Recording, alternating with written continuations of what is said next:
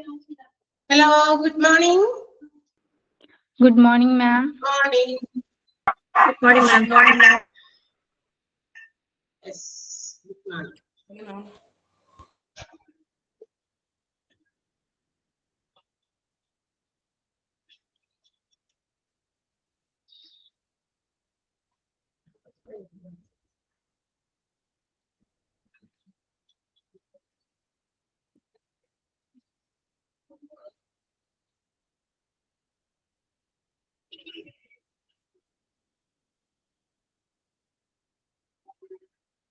Yes, ready or not?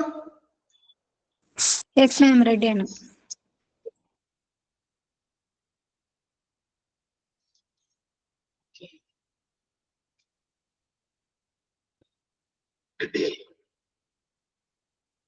Yes, നമുക്ക് disaster മാനേജ്മെന്റിന്റെ കുറച്ച് ഭാഗം കൂടിയൊക്കെ എടുക്കാനുണ്ട്.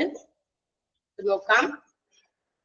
കഴിഞ്ഞ ദിവസം നമ്മൾ ഓരോ ഡിസാസ്റ്റർ പ്ലാനില് നമ്മൾ കുറച്ചും കൂടി കൂടുതൽ എന്താ പറയാ കോൺസെൻട്രേറ്റ് ചെയ്യുന്ന കുറച്ച് കാര്യങ്ങളെ കുറിച്ചൊക്കെ പറഞ്ഞു. ഫിസിക്കൽ പ്ലാന്റ് അല്ലെ, അതായത് ഫിസിക്കലായിട്ട് നമ്മൾ എസ്റ്റാബ്ലിഷ് ചെയ്തിരിക്കുന്ന ഒരുപാട് എക്യുപ്മെന്റ്സ് പ്ലാന്റ്സ് ഒക്കെ ഉണ്ട് അല്ലെ, പ്ലാന്റുകൾ എന്ന് വെച്ചാൽ ചില എന്താ പറയാ അങ്ങനെ പ്ലേസ് ചെയ്തിരിക്കുന്ന ജനറേറ്റർ, അതുപോലെ തന്നെ ഫയർ ഫൈറ്റിംഗ് എക്യുപ്മെന്റുകൾ, അതുപോലെ ഇൻസിനറേറ്റർ, ഇങ്ങനെയുള്ള കുറച്ച് കാര്യങ്ങളെ കുറിച്ചൊക്കെ നമ്മൾ പറഞ്ഞു. അതൊക്കെ നമ്മുടെ ഡിസാസ്റ്റർ പ്ലാനില് എന്ത് ചെയ്യണം, ഇൻക്ലൂഡ് ചെയ്യണം. നമ്മുടെ ഹോസ്പിറ്റൽസിൽ ഓൾറെഡി ഇത്തരം പ്ലാൻസ് ഒക്കെ ഉണ്ടെങ്കിലും എന്ത് വേണം, നമ്മളൊരു എക്സ്ട്രാ സോഴ്സ്, അതായത് സെക്കൻഡറി സോഴ്സിൽ നിന്ന് ഇത് നമുക്ക് എങ്ങനെ അവൈലബിൾ ആക്കാം, ആ ഒരു കാര്യത്തെ കുറിച്ച് കൂടി പ്ലാനിങ് വേണം എന്നാണ് കഴിഞ്ഞ ക്ലാസ്സിൽ നമ്മൾ പറഞ്ഞു നിർത്തിയത് അല്ലെ. അതായത് നമുക്കറിയാം ഹോസ്പിറ്റലിൽ ഒരു ഇലക്ട്രിസിറ്റി പവർ സപ്ലൈ തീർച്ചയായിട്ടും ഉണ്ട്, എല്ലാ ഹോസ്പിറ്റൽസിലും അതുണ്ട്. കാരണം most of the equipments or machineries are operated through electricity. ആ രീതിയിലാണ് നമ്മൾ ഇതൊക്കെ പ്രവർത്തിപ്പിക്കുന്നത്. അപ്പൊ തീർച്ചയായിട്ടും ഇലക്ട്രിസിറ്റി പവർ സപ്ലൈ ഒരു ഇമ്പോർട്ടന്റ് ആയിട്ടുള്ള ഒരു ഫാക്ടർ ആണ്. അതേസമയം തന്നെ നമുക്ക് ഒരു secondary source of power supply നമുക്ക് എങ്ങനെ ഉണ്ടാക്കാം എന്നുള്ളത് കൂടി നമ്മൾ അറേഞ്ച് ചെയ്ത് വെക്കണം. ബിക്കോസ് ഏത് സമയത്തായിരിക്കും ഇതുപോലെ പവർ ഫെയിലിയർ ഉണ്ടാകുക എന്ന് നമുക്ക് പറയാൻ പറ്റില്ല അല്ലെ. അപ്പൊ അതിനൊരു സെക്കൻഡറി സോഴ്സ് എന്ന രീതിയിലാണ് നമ്മൾ ജനറേറ്റർ ഓപ്പറേറ്റ് ചെയ്യാനുള്ള ഒരു ജനറേറ്റർ അത്രയും ആവശ്യത്തിന് വേണം എന്നുള്ളതാണ് പറഞ്ഞത്. കാരണം ഇത്തരം ഡിസാസ്റ്റർ ഒക്കെ വരുന്ന സമയത്ത് ഒരുപാട് പേഷ്യൻസിന്റെ ഒരു ഇൻടേക്ക് ഹോസ്പിറ്റൽസിലേക്ക് ഉണ്ടാകുമ്പോൾ നമുക്കറിയാം ഹോസ്പിറ്റൽസിന്റെ ഇലക്ട്രിസിറ്റി സപ്ലൈയിൽ എന്തെങ്കിലും ഫെയിലിയർ വന്നു കഴിഞ്ഞാൽ അത് നമ്മളുടെ ഓരോ പ്രൊസീജിയേഴ്സിനെയും, ഡോക്ടേഴ്സ് നടത്തുന്ന ഓരോ പ്രൊസീജിയേഴ്സിനെയോ അല്ലെങ്കിൽ സർജറിനെയോ ഒക്കെ അതൊക്കെ അഡ്വേഴ്സ് ആയിട്ട് എഫക്ട് ചെയ്യും അല്ലെ, മോശമായ രീതിയിൽ അത് എഫക്ട് ചെയ്യും. സോ അതിനൊക്കെ നമുക്കൊരു കൺട്രോൾ, ഒരു നിയന്ത്രണം വേണം എന്നുള്ള രീതിയിലാണ് ഇങ്ങനെ ഒരു സെക്കൻഡറി സോഴ്സ് നമ്മൾ നേരത്തെ കൂട്ടി പ്ലാനിൽ ഉൾപ്പെടുത്തുന്നത്. അതുപോലെ തന്നെ വാട്ടർ സപ്ലൈക്ക് സഫീഷ്യന്റ് ആയിട്ടുള്ള വാട്ടർ സപ്ലൈ ഹോസ്പിറ്റൽസിൽ വളരെയധികം അത്യാവശ്യമാണ്. സോ വാട്ടർ സപ്ലൈ യൂണിറ്റുകളും ഹോസ്പിറ്റൽസിൽ ഓൾറെഡി ഉണ്ടെന്ന് നമുക്കറിയാം. And ഒരു secondary source of water supply in case of decontamination process, അതായത് ഹോസ്പിറ്റലിലെ വെള്ളത്തിലൊക്കെ അവരുടെ വാട്ടർ സോഴ്സിൽ എന്തെങ്കിലും തരത്തിലുള്ള കണ്ടാമിനേഷൻസ് ഉണ്ടായാൽ അത് ഡീകണ്ടാമിനേറ്റ് ചെയ്യുന്നത് വരെ ആ ഒരു പ്രോസസ് നടക്കാൻ വേണ്ടി കുറച്ചു നേരമൊക്കെ ചിലപ്പോ എന്താ പറയാ power supply water supply of ചെയ്യേണ്ടി വരും.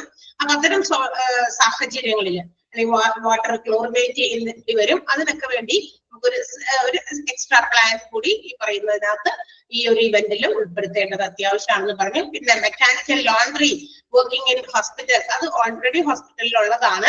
മെഷീൻസ് ഉപയോഗിച്ചിട്ടുള്ള നമ്മളുടെ പേഷ്യൻസിന്റെ ലിനൻ അല്ലെ, ബെഡ് കവേഴ്സ്, എന്താ പറയാ ഡോക്ടേഴ്സിന്റെയോ അല്ലെങ്കിൽ മറ്റ് സ്റ്റാഫിന്റെയോ ഒക്കെ എന്തെങ്കിലും തരത്തിലുള്ള അവരുടെ ഈ സർജറി ഒക്കെ നടത്തുന്ന സമയത്ത് പേഷ്യൻസിന്റേതായ ബോഡി ഫ്ലൂയിഡ്സ് ഒക്കെ വന്ന് അവരുടെ കോട്സിലും അല്ലെ, അവരുടെ സർജിക്കൽ കോട്സിലും അതുപോലെ യൂണിഫോമിലൊക്കെ വീഴാൻ സാധ്യതയുണ്ട്. സോ അതൊക്കെ നമുക്ക് ഫ്രം ടൈം ടു ടൈം ഇതൊക്കെ ലോണ്ടറിയിൽ കൊണ്ട് ക്ലീൻ ചെയ്യേണ്ടതുണ്ട്. അത് ഒരു എന്താ പറയാ ഒരു സാധാരണഗതിയിലാണെങ്കിൽ, ഒരു അവറേജ് പ്രൊസീജിയറിലാണെങ്കിൽ അങ്ങനെ നടന്നു പോകും. പക്ഷെ ഇത്തരം നമ്മൾ പ്രതീക്ഷിക്കാതെ അൺഎക്സ്പെക്ടഡ് ആയിട്ടുള്ള സിറ്റുവേഷൻസ് ഉണ്ടാകുമ്പോൾ പെട്ടെന്ന് ഇതൊക്കെ നമുക്ക് ലോണ്ടറിയിൽ കൊണ്ടുപോയി ക്ലീൻ ചെയ്യേണ്ടത് അത്യാവശ്യമായിട്ട് വരും അല്ലെ. അപ്പൊ അത്തരം സാഹചര്യങ്ങൾ നമ്മൾ അന്നേരം അതിനു വേണ്ടി ഓടി നടക്കാൻ പറ്റില്ല. അപ്പൊ അതിന് ഒരു secondary source, additional supplies of such maintenance, അത്തരം കാര്യങ്ങളൊക്കെ മെയിൻറ്റെയിൻ ചെയ്യാനുള്ള മറ്റ് പല കാര്യങ്ങളും നമ്മൾ എന്ത് ചെയ്യണം, അഡീഷണൽ ആയിട്ട് നോക്കി വെച്ചേക്കണം.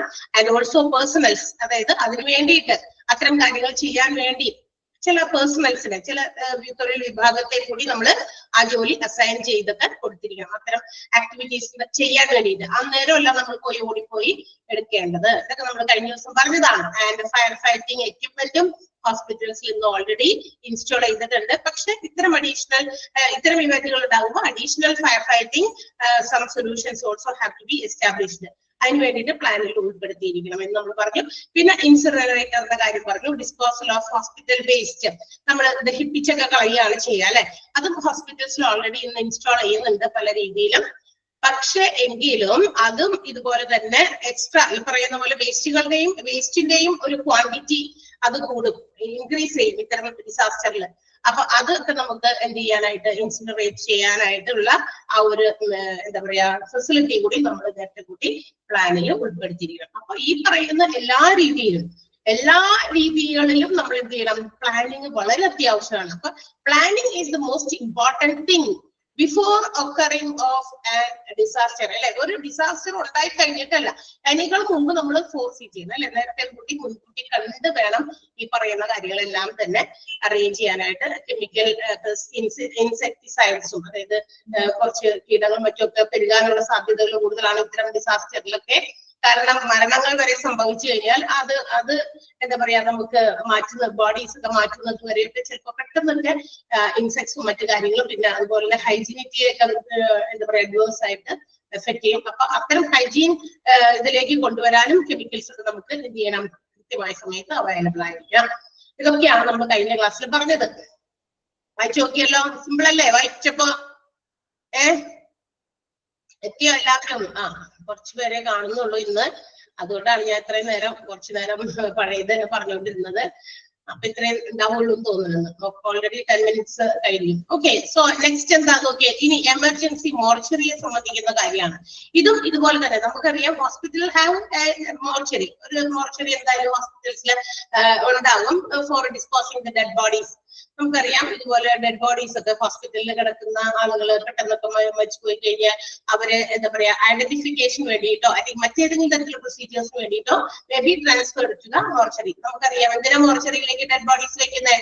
അപ്പൊ തന്നെ ചിലപ്പോ ചില പേഷ്യൻസിനെ ഐഡന്റിഫൈ ചെയ്യാനായിരിക്കും. ചിലപ്പോ അവിടെ കിടന്ന രോഗികള് ഇപ്പൊ ചിലപ്പോ പെട്ടെന്ന് എവിടെന്നെങ്കിലും കൊണ്ടുവന്നതാകാം, അതായത് വല്ല റോഡ് ആക്സിഡന്റ്സിലോ മറ്റോ കൊള്ളുന്നതാകാം. എത്തിക്കഴിഞ്ഞു പെട്ടെന്ന് തന്നെ മരിച്ചു. സോ അതിന്റെ ബന്ധപ്പെട്ട ആളുകൾ അല്ലെ, റിലേറ്റീവ്സോ മറ്റേ ആളുകളൊക്കെ വന്നിട്ട് ഇവരെ ഈ ബോഡി ഐഡന്റിഫൈ ചെയ്യണം. So that purpose for A particular time, കുറച്ച് സമയത്തേക്ക് നമുക്ക് ആ ബോഡി ഈ മോർച്ചറിയിൽ സൂക്ഷിക്കേണ്ടി വരും. അപ്പൊ ആളുകൾ എത്തിയത് ഐഡന്റിഫൈ ചെയ്യുന്നത് വരെ.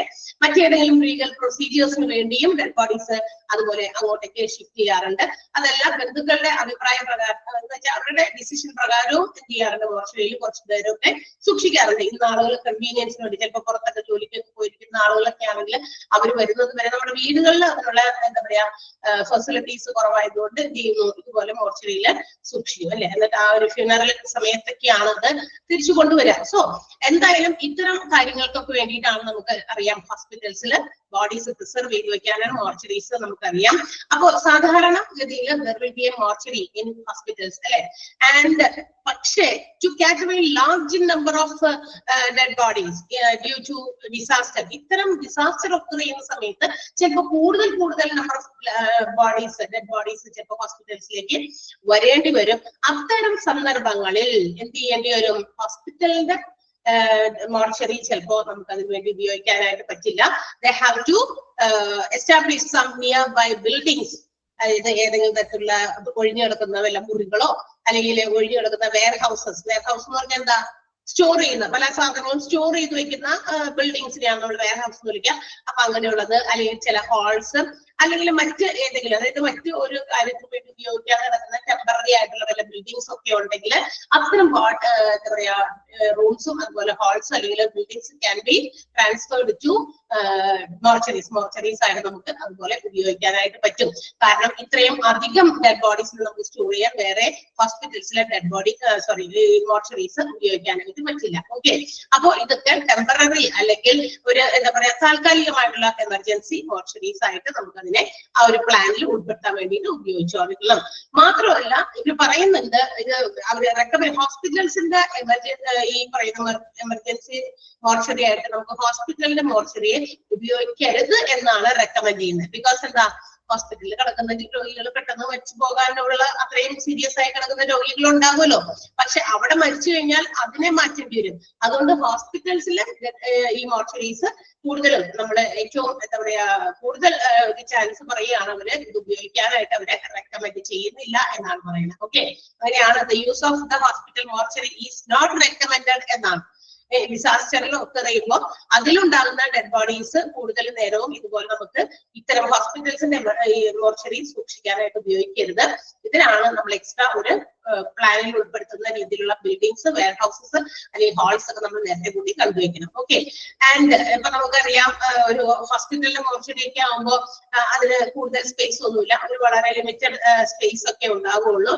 അപ്പൊ ഹോസ്പിറ്റൽസിലെ ഡെഡ് ബോഡീസ് മാത്രം അക്കോമഡേറ്റ് ചെയ്യാനേ ഒരു ഹോസ്പിറ്റലിന്റെ മോർച്ചറിക്ക് സാധിക്കുള്ളൂ. So we have to find some other source of എന്താ പറയാ ഹോൾഡിംഗ് ദീസ് ഡെഡ് ബോഡീസ്. ഇത്തരം ഡെഡ് ബോഡീസിനെ ഹോൾഡ് ചെയ്യാനായിട്ട് നമ്മൾ വേറെ ഒരു സ്ഥലം കണ്ടെത്തിയേ മതിയാകും. ആൻഡ് ഓൾസോ ഈ പറയുന്ന അത്തരം സ്ഥലങ്ങൾ നമ്മൾ കണ്ടെത്തുമ്പോൾ ഇറ്റ് ഷുഡ് ബി എന്താ പറയാ, നമുക്ക് വേണമെങ്കിൽ ഈ ബിൽഡിങ്സിനൊക്കെ കൂടാതെ വേറെ ഏതെങ്കിലും തരത്തിലുള്ള എയർ കണ്ടീഷൻഡ് ആയിട്ടുള്ള ടെന്റുകളും വേണമെങ്കിൽ നമുക്ക് ആ ഒരു സമയത്തേക്ക് കുറച്ച് നേരത്തേക്കൊക്കെ വേണ്ടിയിട്ടല്ലേ. അപ്പൊ അതുകൊണ്ട് നമുക്ക് ആ കുറച്ച് നേരത്തേക്ക് അല്ലെങ്കിൽ കുറച്ച് ദിവസത്തേക്കൊക്കെ വേണ്ടി എയർ കണ്ടീഷൻഡ് ആയിട്ടുള്ള ടെന്റ്സ് ഓൾസോ ക്യാൻ ബി കൺസ്ട്രക്റ്റഡ്. നമുക്ക് ഇറക്ട് ചെയ്യാവുന്നതാണ്, ഉണ്ടാക്കാവുന്നതാണ്.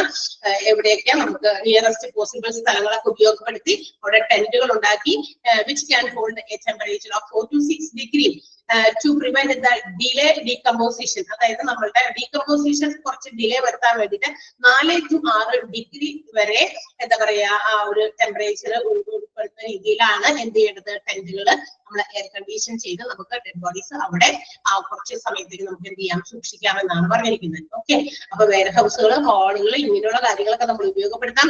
And if it is not available, അത്തരം ഹാൾസോ വെയർ ഹൗസസോ ഈ പറയുന്നതിന് നമുക്ക് അവൈലബിൾ അല്ല എങ്കിൽ നമുക്ക് ടെമ്പററി ആയിട്ടുള്ള air conditioned tents can be erected. അത്തരം ചെറിയ ചെറിയ ടെന്റുകളൊക്കെ നമുക്ക് സ്വന്തമായിട്ട് ഇറക്ട് ചെയ്യാവുന്നതാണ്. താൽക്കാലികം മാത്രമാണ് കേട്ടോ. അത് 4 to 6 ഡിഗ്രി വരെ ടെമ്പറേച്ചർ അതിനകത്ത് പാടുള്ളൂ. ബിക്കോസ് ഇത് എന്താ പറയാ, ഇങ്ങനെ ഇരുന്നാൽ ഡെഡ് ബോഡീസ് കുറച്ച് നേരം കഴിയുമ്പോൾ അത് ഡിക്കേ ചെയ്യാൻ തുടങ്ങും, അല്ലെ, ഡീകമ്പോസിഷൻ വിധേയമാകും. സോ അത് അവോയ്ഡ് ചെയ്യാനാണ് 4 to 6 ഡിഗ്രി ടെമ്പറേച്ചർ അത് ബോഡീസ് സൂക്ഷിക്കാൻ വേണ്ടി എയർ കണ്ടീഷൻഡ് ആക്കാൻ പറഞ്ഞിരിക്കുന്നത്. കിട്ടിയോ? ആ രണ്ട് കുഞ്ഞു പാരഗ്രാഫ് മനസ്സിലായോ?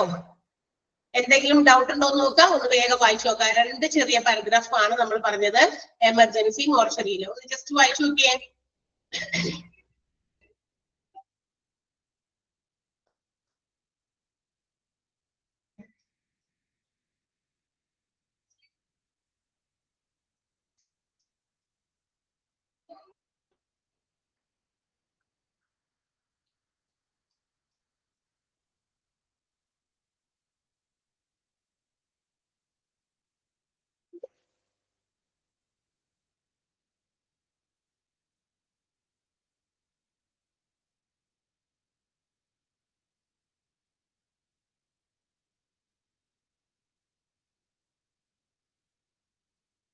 ക്ലിയർ ആണോ? Okay, yes. ഇനി ഈ പറയുന്ന കാര്യങ്ങളൊക്കെ നമ്മൾ ഡെഡ് ബോഡീസ് കീപ്പ് ചെയ്യാനും മറ്റുമൊക്കെ നമ്മൾ ഒരു ഇടവും അതുപോലെ തന്നെ എന്താ പറയാ ഇത് സ്റ്റോർ ചെയ്യാനുള്ള പ്രിസർവ് ചെയ്യാനുള്ള കാര്യങ്ങളൊക്കെ നമ്മൾ നേരത്തെ കൂട്ടി അറേഞ്ച് ചെയ്ത് വെച്ചോളണം എന്നാണ് പറയുന്നത്.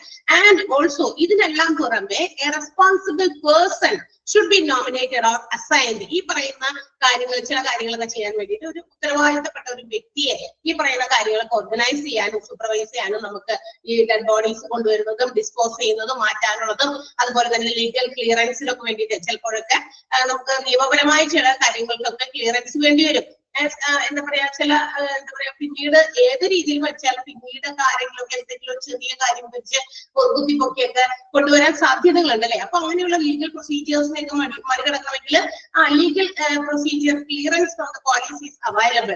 പോലീസിൽ നിന്നും ഇത്തരം ക്ലിയറൻസ് ഒക്കെ ആവശ്യമുണ്ട്. അപ്പൊ അതൊക്കെ നടത്താൻ വേണ്ടിയിട്ട് ഒരു എന്താ പറയാ ഒരു ആളെ നമ്മൾ നോമിനേറ്റ് ചെയ്ത് അതിന് വേണ്ടിയിട്ട് റെസ്പോൺസിബിൾ ഒരാളെ നമുക്ക് അസൈൻ ചെയ്തേണ്ടി വരും. അപ്പൊ അതിന് നമുക്ക് തക്കതായിട്ടുള്ള ഒരാളെ ആ ഒരു അതോറിറ്റി അതിന് വേണ്ടിയിട്ട് ആ ഒരു അധികാരം കൊടുത്തിരിക്കുന്ന ഒരാളെ നമുക്ക് നോമിനേറ്റ് ചെയ്യാം. ആൻഡ് ഇനി മാത്രമല്ല, ഇനി എടുത്തു പറയുന്ന മറ്റൊരു കാര്യം എന്ന് പറയുന്നത് നമുക്കറിയാം ഇതുപോലെയൊക്കെ മരിച്ചു കഴിഞ്ഞാൽ പോസ്റ്റ്മോർട്ടംസ് നടത്തും അല്ലെ, ഹോസ്പിറ്റൽസിനകത്തല്ലാതെ പുറത്തുനിന്ന് എവിടെ നിന്ന് നമുക്ക് ഡെഡ് ബോഡീസ് ഹോസ്പിറ്റൽസിലേക്ക് വന്നാലും ദ ബോഡി ഷുഡ് ബി എന്താ പറയാ അതിന് പോസ്റ്റ്മോർട്ടത്തിന് എന്ത് ചെയ്യേണ്ടി വരും, വിധേയമാക്കേണ്ടി വരും, നമുക്കറിയാം അത്. പക്ഷേ due to the large number of dead bodies, ഇത്തരം ഡെഡ് ബോഡീസിന്റെ അറൈവല് കുറച്ച് കൂടുതലാകുമ്പോ ഈസ് ഇറ്റ് പോസിബിൾ ഈ പറയുന്ന പോസ്റ്റ്മോർട്ടം എന്ന് പറയുന്ന പ്രൊസീജിയർ സാധ്യമാകുമെന്ന് തോന്നുന്നുണ്ടോ? ഇല്ല. അപ്പൊ അങ്ങനെ വരുമ്പോ എന്ത് ചെയ്യണം, നമ്മളൊരു തീരുമാനത്തിലേക്ക് എത്തണം. അപ്പൊ അതിന് വേണ്ടിയിട്ട് എന്ത് ചെയ്യണം, അപ്രോപ്രിയേറ്റ് ഒരു ലീഗൽ അതോറിറ്റി, അതിന് നിയമപരമായിട്ട് എന്താ പറയാ കഴിവുള്ള ഒരു അധികാരി, അത് ജനറലി അവിടെ എടുത്തു പറയുന്നത് ഒന്നുകിൽ ഡിവിഷണൽ കമ്മീഷണർ അല്ലെങ്കിൽ സിറ്റി മജിസ്ട്രേറ്റ്, ഇവർക്ക് എന്ത് ചെയ്യാം, they can waive the postmortems in such eventuality. അത്തരം സാഹചര്യങ്ങളിൽ ഇവർക്ക് ഈ പോസ്റ്റ്മോർട്ടത്തിനെ എന്ത് ചെയ്യാൻ പറ്റും, അവോയ്ഡ് ചെയ്യാൻ പറ്റും, ഒഴിവാക്കാൻ പറ്റും. അവരുടെ ആ ഒരു അസൈൻമെന്റ് ഇല്ലാതെ പറ്റില്ല. അതായത് അവരാണ് അതിനെന്ത് ചെയ്യേണ്ടത്, ആ ഒരു കാര്യം വേണ്ട പോസ്റ്റ്മോർട്ടം നടത്തണ്ട എന്ന് അവരാണ് സൈൻ ചെയ്ത് എന്ത് ചെയ്യേണ്ടത്, ആ ഒരു ലീഗൽ ഫോർമാലിറ്റിയിൽ നിന്ന് അവരെ ഇതാക്കേണ്ടത്, ഒഴിവാക്കേണ്ടത്. ആ പോസ്റ്റ്മോർട്ടം എന്ന് പറയുന്ന ആ ലീഗൽ ഫോർമാലിറ്റിയിൽ നിന്ന് ഒഴിവാക്കാനായിട്ട് ഇവരുടെ സാന്നിധ്യത്തിൽ ആരുടെയാ, either divisional commissioner or city magistrate, ഇവരുടെ ഒരു കീഴിലായിരിക്കണം. അവരുടെ ഒരു ഡെസിഗ്നേഷൻ ഉണ്ടെങ്കിൽ തീർച്ചയായിട്ടും അതിൽ നിന്ന് ഒഴിവാക്കാൻ പറ്റും. കാരണം നമുക്കറിയാം ഇത്രയും അധികം എന്താ പറയാ ആളുകൾ മരിച്ചു പോയിട്ടുണ്ടെങ്കിൽ ആ ഡെഡ് ബോഡീസ് മുഴുവനും ഒക്കെ പോസ്റ്റ്മോർട്ടം ചെയ്തെടുക്കാനൊക്കെ എത്ര സമയം എടുക്കും അല്ലെ. അത് ഇത് മാത്രമല്ല, ഈ ഡിസാസ്റ്ററും ഒക്കെ ചെയ്തിട്ടുണ്ടായതാണ് എന്ന് അവരുടെ ഒരു വെരിഫിക്കേഷനിൽ അവർ ഒപ്പിട്ട് നൽകിയ പിന്നെ പ്രശ്നമില്ല. നമ്മുടെ സ്വന്തം ഇഷ്ടത്തിനോ അല്ലെങ്കിൽ കൊണ്ടുവരുന്നവരുടെ ഇഷ്ടത്തിനോ അതൊന്നും കുഴപ്പമില്ല, ഇതൊന്നും പോസ്റ്റ്മോർട്ടം ചെയ്യേണ്ട ആവശ്യമില്ല, ഡിസാസ്റ്ററിൽ ഉണ്ടായതാണ് എന്നൊന്നും ഈ കൊണ്ടുവരുന്നവരോ അല്ലെങ്കിൽ മറ്റാരെങ്കിലുമോ റിലേറ്റീവ്സ് പറയുന്നൊന്നും കാര്യമില്ല. അവസാനം പിന്നീട് എപ്പോഴെങ്കിലും വർഷങ്ങൾ കഴിഞ്ഞിട്ടും അതുപോലെയുള്ള ചില കുറ്റകൃത്യങ്ങളൊക്കെ അല്ലെങ്കിൽ അത്തരം മരണങ്ങൾ സംഭവിച്ചതിന്റെയൊക്കെ കാര്യങ്ങൾ നോക്കിയിട്ട് ആളുകൾ വരുന്നത് നമ്മൾ പല കാര്യങ്ങളിലൂടെ അറിഞ്ഞിട്ടുണ്ടല്ലേ, വാർത്തകൾ വായിച്ചോ മറ്റേതെങ്കിലും മീഡിയാസിലൂടെ നമ്മളുടെ ശ്രദ്ധയിൽപ്പെട്ടിട്ടുണ്ട് അല്ലെ. ഇത്രയും വർഷങ്ങൾ കഴിഞ്ഞ് മരിച്ച അതിന്റെ കണക്ക് എന്താ പറയാ കാര്യങ്ങളൊക്കെ കുത്തിപ്പൊക്കിയിട്ട് ആളുകൾ വരുന്നുണ്ട്. ബിക്കോസ് അവർക്ക് ഏതെങ്കിലും ഒരു ചെറിയ ലൂപ്പ് ഹോൾ ഉണ്ടാവും എന്ന് പറയുന്നു അല്ലെ. അപ്പൊ അതിന്റെ അടിസ്ഥാനത്തിൽ ഒരു ചെറിയ സംശയത്തിന്റെ, ഒരു ചെറിയ നേരിയ സംശയത്തിന്റെ ഇതിൽ വേണമെങ്കിൽ അത്തരം കാര്യങ്ങളൊക്കെ എന്താ പറയാ ഇതൊക്കെ പൊങ്ങി വരാൻ സാധ്യതകളുണ്ട് പിന്നീട്. അപ്പൊ അത് ഒഴിവാക്കാൻ വേണ്ടിയിട്ടാണ് ഈ പറയുന്ന ഒരു പോസ്റ്റ്മോർട്ടത്തിനെ നമുക്ക് വേവ് ചെയ്ത് നിർത്താൻ ഒഴിവാക്കാനായിട്ട് സാധിക്കും എന്നുള്ളതാണ്. ആൻഡ് ഇത് എന്താ പറയാ ഡെഡ് ബോഡീസ് വരുന്ന സമയത്ത് തുടങ്ങി ഇത് have to make some procedures. ഈ വേവിങ്ങിന് വേണ്ടിയിട്ട് അല്ലെങ്കിൽ ഇത്തരം പോസ്റ്റ്മോർട്ടംസ് ഒഴിവാക്കുന്നതിന് വേണ്ടിയിട്ട് നേരത്തെ തന്നെ ഈ ഡെഡ് ബോഡീസ് അവിടെ നിന്ന് വന്നു തുടങ്ങുമ്പോഴേ തന്നെ ഇത്തരം പ്രൊസീജിയേഴ്സിലേക്ക് കാര്യങ്ങൾ നീങ്ങണം എന്നാണ് പറഞ്ഞേക്കുന്നത്. അല്ലാതെ ഇവിടെ കൊണ്ടുവന്നിട്ടല്ല.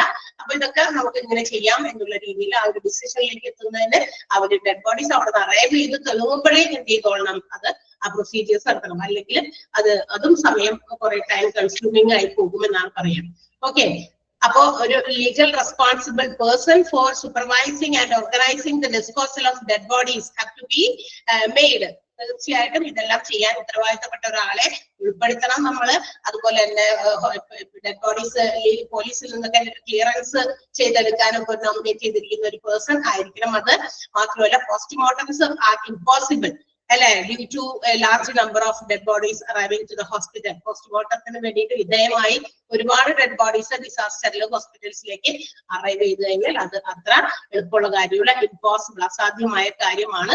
അത്തരം സാഹചര്യങ്ങളിൽ ഒരു appropriate legal authority, here it is mentioned that divisional commissioner or city magistrate, അവര് എന്ത് ചെയ്യണം, ഈ പോസ്റ്റ്മോർട്ടത്തെ വേവ് ചെയ്യാനുള്ള അധികാരമുള്ളവരാണ്.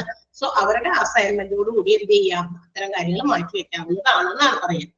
സോ ഒന്ന് വായിച്ചു നോക്കുക ഒരു പാരഗ്രാഫ് കൂടി. വേവർ മീൻസ് ഒഴിവാക്കുക, ഒഴിവാക്കുന്ന ആൾ എന്നൊക്കെ ഉണ്ട്. വേവർ എന്ന് പറഞ്ഞാൽ ഒഴിവാക്കുക, waving.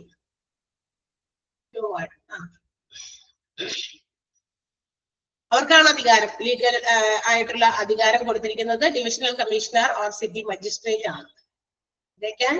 They have the responsibility to waive the postmortems in such events. അത്തരം സാഹചര്യങ്ങൾ, അത്തരം സംഭവങ്ങളിൽ പോസ്റ്റ്മോർട്ടംസ് അവോയ്ഡ് ചെയ്യാനുള്ള അധികാരം കൊടുത്തിരിക്കുന്നത് ഡിവിഷണൽ കമ്മീഷണർക്കോ അതല്ലെങ്കിൽ സിറ്റി മജിസ്ട്രേറ്റിനോ ആണ്. ഓക്കെ, ക്ലിയർ ആണോ?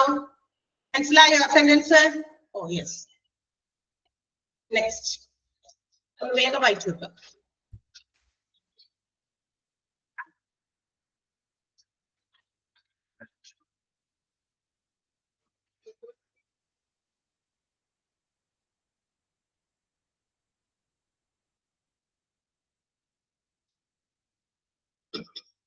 Yes, next one traffic control ആണ്. ഓക്കെ, നമുക്കറിയാം ഹോസ്പിറ്റൽസിലേക്ക് ഒരു തള്ളലായിരിക്കാം ശരിക്കും പറഞ്ഞു കഴിഞ്ഞാൽ ഡിസാസ്റ്ററിലേക്ക്, അല്ലെ? ഡിസാസ്റ്റർ ഒക്കെ ചെയ്ത് കഴിഞ്ഞാൽ ഹോസ്പിറ്റലിന്റെ എൻട്രൻസ് ഒക്കെ ഇങ്ങനെ നിറഞ്ഞു കവിയും. ആളുകളെ കൊണ്ടും ആവശ്യമുള്ളവരും ഇല്ലാത്തവരുമായിട്ടുള്ള ആളുകൾ, ചില ആളുകളൊക്കെ ഇത്തരമൊരു ഇവന്റ് ഉണ്ടായി എന്ന് അറിഞ്ഞിട്ട് കാണാൻ വരുന്ന കാഴ്ചക്കാരായിട്ടുള്ളവരുണ്ടായിരിക്കും. അത്യാവശ്യമായിട്ടുള്ള ചികിത്സ കിട്ടേണ്ട ആളുകളും ഉണ്ടായിരിക്കും ഇതിനകത്ത്. ഇവരുടെ കൂടെ വന്നവരുണ്ടായിരിക്കും. ഓക്കെ, അപ്പൊ ഒത്തിരി ആളുകളുടെ ഒരു എന്താ പറയാ ഒരു ഇൻഫ്ലക്സ് ആയിരിക്കും ഹോസ്പിറ്റലിന്റെ എൻട്രൻസിലൊക്കെ ഉണ്ടാകുക. അപ്പൊ നമുക്ക് എന്താ പറയാ ഈ പറയുന്ന രീതിയിൽ ആളുകളെ അങ്ങോട്ടും ഇങ്ങോട്ടൊക്കെ മാറ്റാനും അല്ലെങ്കിൽ അവർക്ക് വഴി കാണിക്കാനും ഒക്കെ ഇത് മാനുവൽ ആയിട്ട് നമുക്ക് സാധാരണ ഉണ്ടാകുന്ന ഇതിൽ നിന്നും കൂടുതൽ എക്സ്ട്രാ ആളുകളെയാണ് നമുക്ക് കൺട്രോൾ ചെയ്യേണ്ടത്. അപ്പൊ മാനുവൽ ആയിട്ടും കുറെ ആളുകളൊക്കെ ഇത്തരം ട്രാഫിക് ഒക്കെ കൺട്രോൾ ചെയ്യാനൊക്കെ ഇത് വേണ്ടി വരും, അല്ലെ?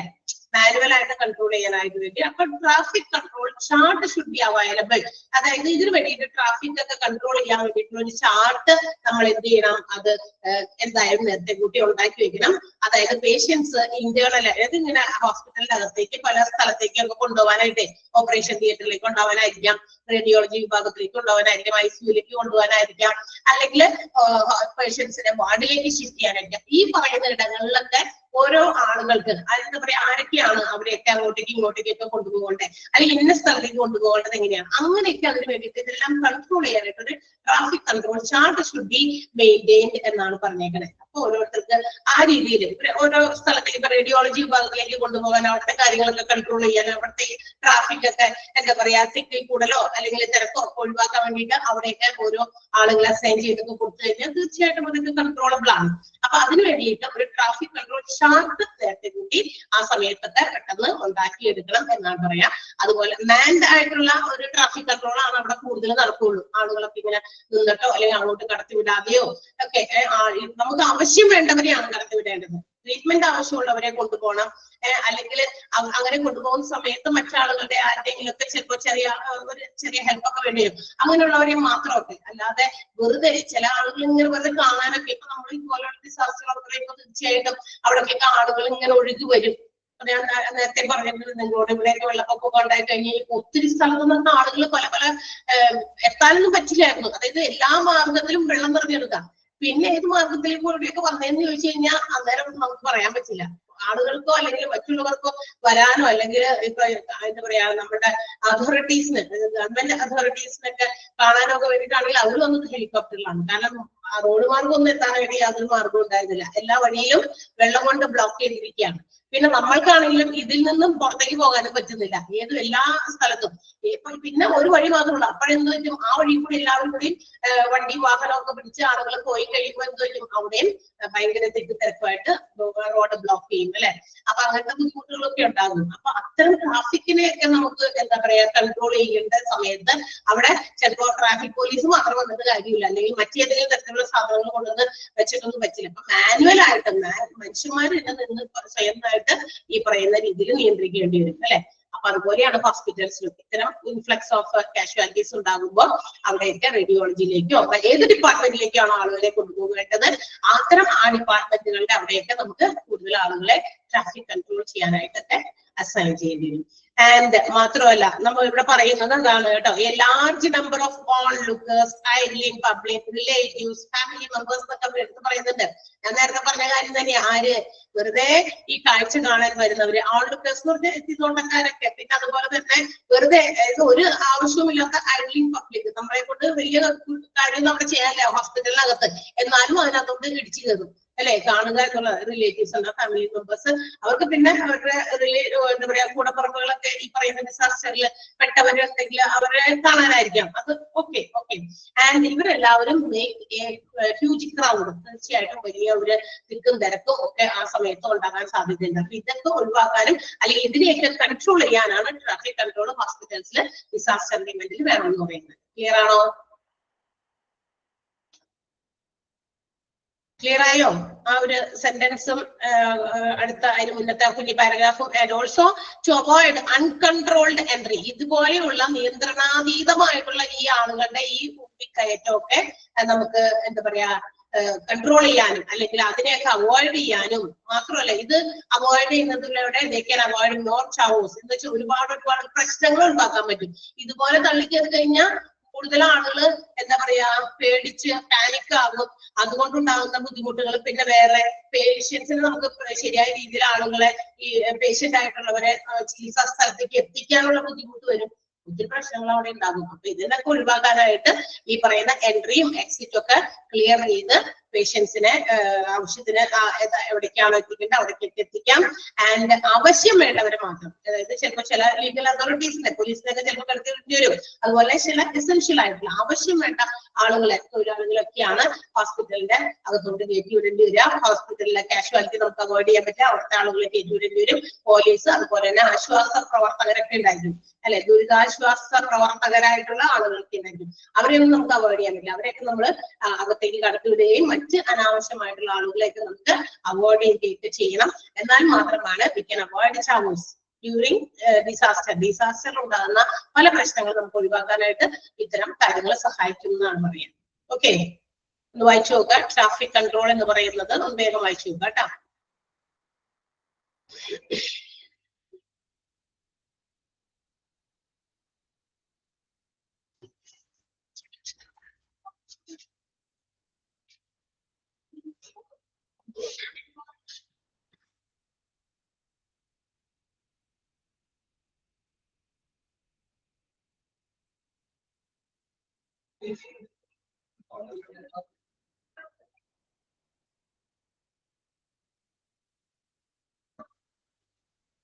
സെന്റൻസ് ഒന്നും വലിയ ബുദ്ധിമുട്ടുള്ള സെന്റൻസുകളൊന്നും അല്ല. എന്തെങ്കിലും ഉണ്ടെങ്കിൽ ചോദിക്കണം, അല്ലെ? എളുപ്പമുള്ള സെന്റൻസ് ആയിട്ടാണ് എഴുതിയേക്കണേ. വലിയ പ്രശ്നം ഉണ്ടാക്കുന്ന സെന്റൻസ് അല്ല. എനിക്ക് തോന്നുന്നത് ഡിപ്ലോമയിലും കുറച്ചുകൂടി എളുപ്പമായി പോയോ PG ചാപ്റ്റേഴ്സിന്റെ എണ്ണം കുറവാണ്. സിമ്പിൾ സെന്റൻസിലുമാണ് എഴുതിയത്. ഭയങ്കര ടഫ് ആയിട്ടുള്ള സെന്റൻസുകൾ ഉപയോഗിച്ചിട്ടില്ല. മറ്റേതിൽ കുറച്ച് വളച്ചൊടിച്ചൊക്കെ എന്തൊക്കെയോ പറഞ്ഞു വെച്ചിട്ടുണ്ടായിരുന്നു, അല്ലെ? ഇങ്ങനെ പറയേണ്ടത് ഇങ്ങനെ പറഞ്ഞു വയ്ക്കും. അങ്ങനത്തെ കാര്യങ്ങളൊക്കെ കുറച്ചൊക്കെ ചില ചാപ്റ്റേഴ്സിൽ, എല്ലാത്തിലും ഉണ്ടെന്നല്ല. ഡിപ്പാർട്ട്മെന്റുകളൊക്കെ ഓക്കെ, ഡിപ്പാർട്ട്മെന്റുകളെ വൈസ് നമ്മൾ പഠിക്കുമ്പോൾ വലിയ കുഴപ്പമില്ല. അതേസമയം നമ്മള് പുറത്തു മുടിയുള്ളൊക്കെ കുറച്ച് സെന്റൻസ് ഒക്കെ വളച്ചൊടിച്ചോ എന്നൊരു സംശയമുണ്ട്. ഫസ്റ്റ് ബിഗിനിങ് പാർട്ടാണ് എല്ലാ ചാപ്റ്ററിന്റെ തുടക്കമൊക്കെ, ഇൻട്രൊഡക്ഷൻ ഭാഗമൊക്കെ ആയിരിക്കും. അതൊക്കെ കുറച്ച് ഇങ്ങനെ വളച്ചൊടിച്ചതുപോലെയൊക്കെ നമുക്ക് ഫീൽ ചെയ്യാറുണ്ട്. പക്ഷെ എനിക്ക് തോന്നുന്നു അതിനേക്കാൾ കുറച്ചുകൂടി എളുപ്പമാണ്. ഇത് കുറെ നമ്മൾ ഞാൻ പറഞ്ഞില്ലേ, ഇത് നമ്മൾ എക്സാമിന് നമ്മൾ പ്രിപ്പയർ ചെയ്യുന്നതിനേക്കാൾ ഉപരി ഒരു ഡിസാസ്റ്ററിൽ ഇത്രയും കാര്യങ്ങളൊക്കെ ഹോസ്പിറ്റൽസിൽ ചെയ്യുന്നത് കൂടി നമുക്കൊരു പുതിയ അറിവാണ്, അല്ലേ? അല്ലെങ്കിൽ ഡിസാസ്റ്റർ വരുമ്പോ ഈ ഹോസ്പിറ്റൽസിലൊക്കെ അവര് അതിനെക്കുറിച്ച് നേരത്തെ കൂട്ടി ഒരു പ്ലാനിങ് ഒന്നും ഇല്ലായിരുന്നെങ്കിലും ഒന്ന് ആലോചിച്ച് നോക്കിയാൽ തീർച്ചയായിട്ടും അവരെല്ലാവരും ഏത് സമയവും ഏത് ഹോസ്പിറ്റൽസും ഒരു ലൊക്കാലിറ്റിയിലെ ഏത് ഹോസ്പിറ്റൽസും അവരെപ്പോഴും ഏതെങ്കിലും ഒരു പർട്ടിക്കുലർ ഹോസ്പിറ്റലിനെ കുറിച്ചിട്ടല്ല ഇത് പറയുന്നത്. നമ്മുടെ തൊട്ടടുത്തൊരു ഹോസ്പിറ്റൽ ഉണ്ടെങ്കിൽ ആ ഹോസ്പിറ്റൽസും എന്ത് ചെയ്യണം, അവരെപ്പോഴും അലേർട്ട് ആയിട്ടിരിക്കണം. ഏതൊരു തരത്തിലുള്ള ഡിസാസ്റ്ററും ഒക്കർ ചെയ്ത് കഴിഞ്ഞാൽ, ഒരു പ്രദേശത്ത് ഒരു തീപിടുത്തം ഉണ്ടായി, അത് ചിലപ്പോൾ തൊട്ടടുത്ത വീടുകളോ മറ്റെന്തെങ്കിലും തൊട്ടടുത്തുള്ള വല്ല ഫാക്ടറീസോ വല്ല ബിൽഡിങ്സോ ഒക്കെ ആണെങ്കിൽ ഒരുപാട് പേര് അവിടെയൊക്കെ ജോലി ചെയ്യുന്ന ആളുകളൊക്കെ ഉണ്ടെങ്കിൽ പെട്ടെന്ന് അത് സ്പ്രെഡ് ചെയ്യുകയും ഒരുപാട് പേർക്ക് അതുകൊണ്ട് എന്താ പറയാ ശരീരത്തിലെ പൊള്ളലേൽക്കോ അല്ലെങ്കിൽ മറ്റേതെങ്കിലും തരത്തിലുള്ള ബുദ്ധിമുട്ടുകളൊക്കെ ഫേസ് ചെയ്താൽ അവരെ നമ്മൾ എടുത്തുകൊണ്ട് ആദ്യം ഓടുന്നത് എവിടേക്കായിരിക്കും? നിയറസ്റ്റ് ഹോസ്പിറ്റലിലാണ്. അല്ലാതെ അന്നേരം നമ്മള് സ്പെഷ്യാലിറ്റി ഹോസ്പിറ്റലോ അല്ലെങ്കിൽ ഏത് ഹോസ്പിറ്റലിലും നല്ല കെയറിങ് കിട്ടുക എന്നുള്ളത് നോക്കിയിട്ടല്ല തീർച്ചയായിട്ടും. അന്നേരം നമ്മളുടെ മുമ്പിലുള്ള ഒറ്റ ലക്ഷ്യം മാത്രമേ ഉള്ളൂ. എന്താ? we have to save the life of that particular person or persons, അല്ലെ? അത്രയും ആളുകളുടെ അല്ലെങ്കിൽ ആ ഒരാളുടെ ജീവനെ എത്രയും പെട്ടെന്ന് രക്ഷിക്കാൻ നമ്മൾ ഏറ്റവും നിയറസ്റ്റ് ഹാൻഡ് എവിടെയാണോ അവിടേക്ക് എത്തിക്കുക എന്നുള്ളതാണ്. അപ്പൊ എല്ലാ ഹോസ്പിറ്റൽസും അലേർട്ട് ആയിട്ടിരിക്കും, അല്ലെ? ചാവോസ് മീൻസ് എന്താ പറയാ പ്രോബ്ലംസ്, എന്തെങ്കിലും തരത്തിലുള്ള പ്രശ്നങ്ങൾ, ബുദ്ധിമുട്ടുകൾ, അതൊക്കെയാണ് ഉദ്ദേശിക്കുന്നത്.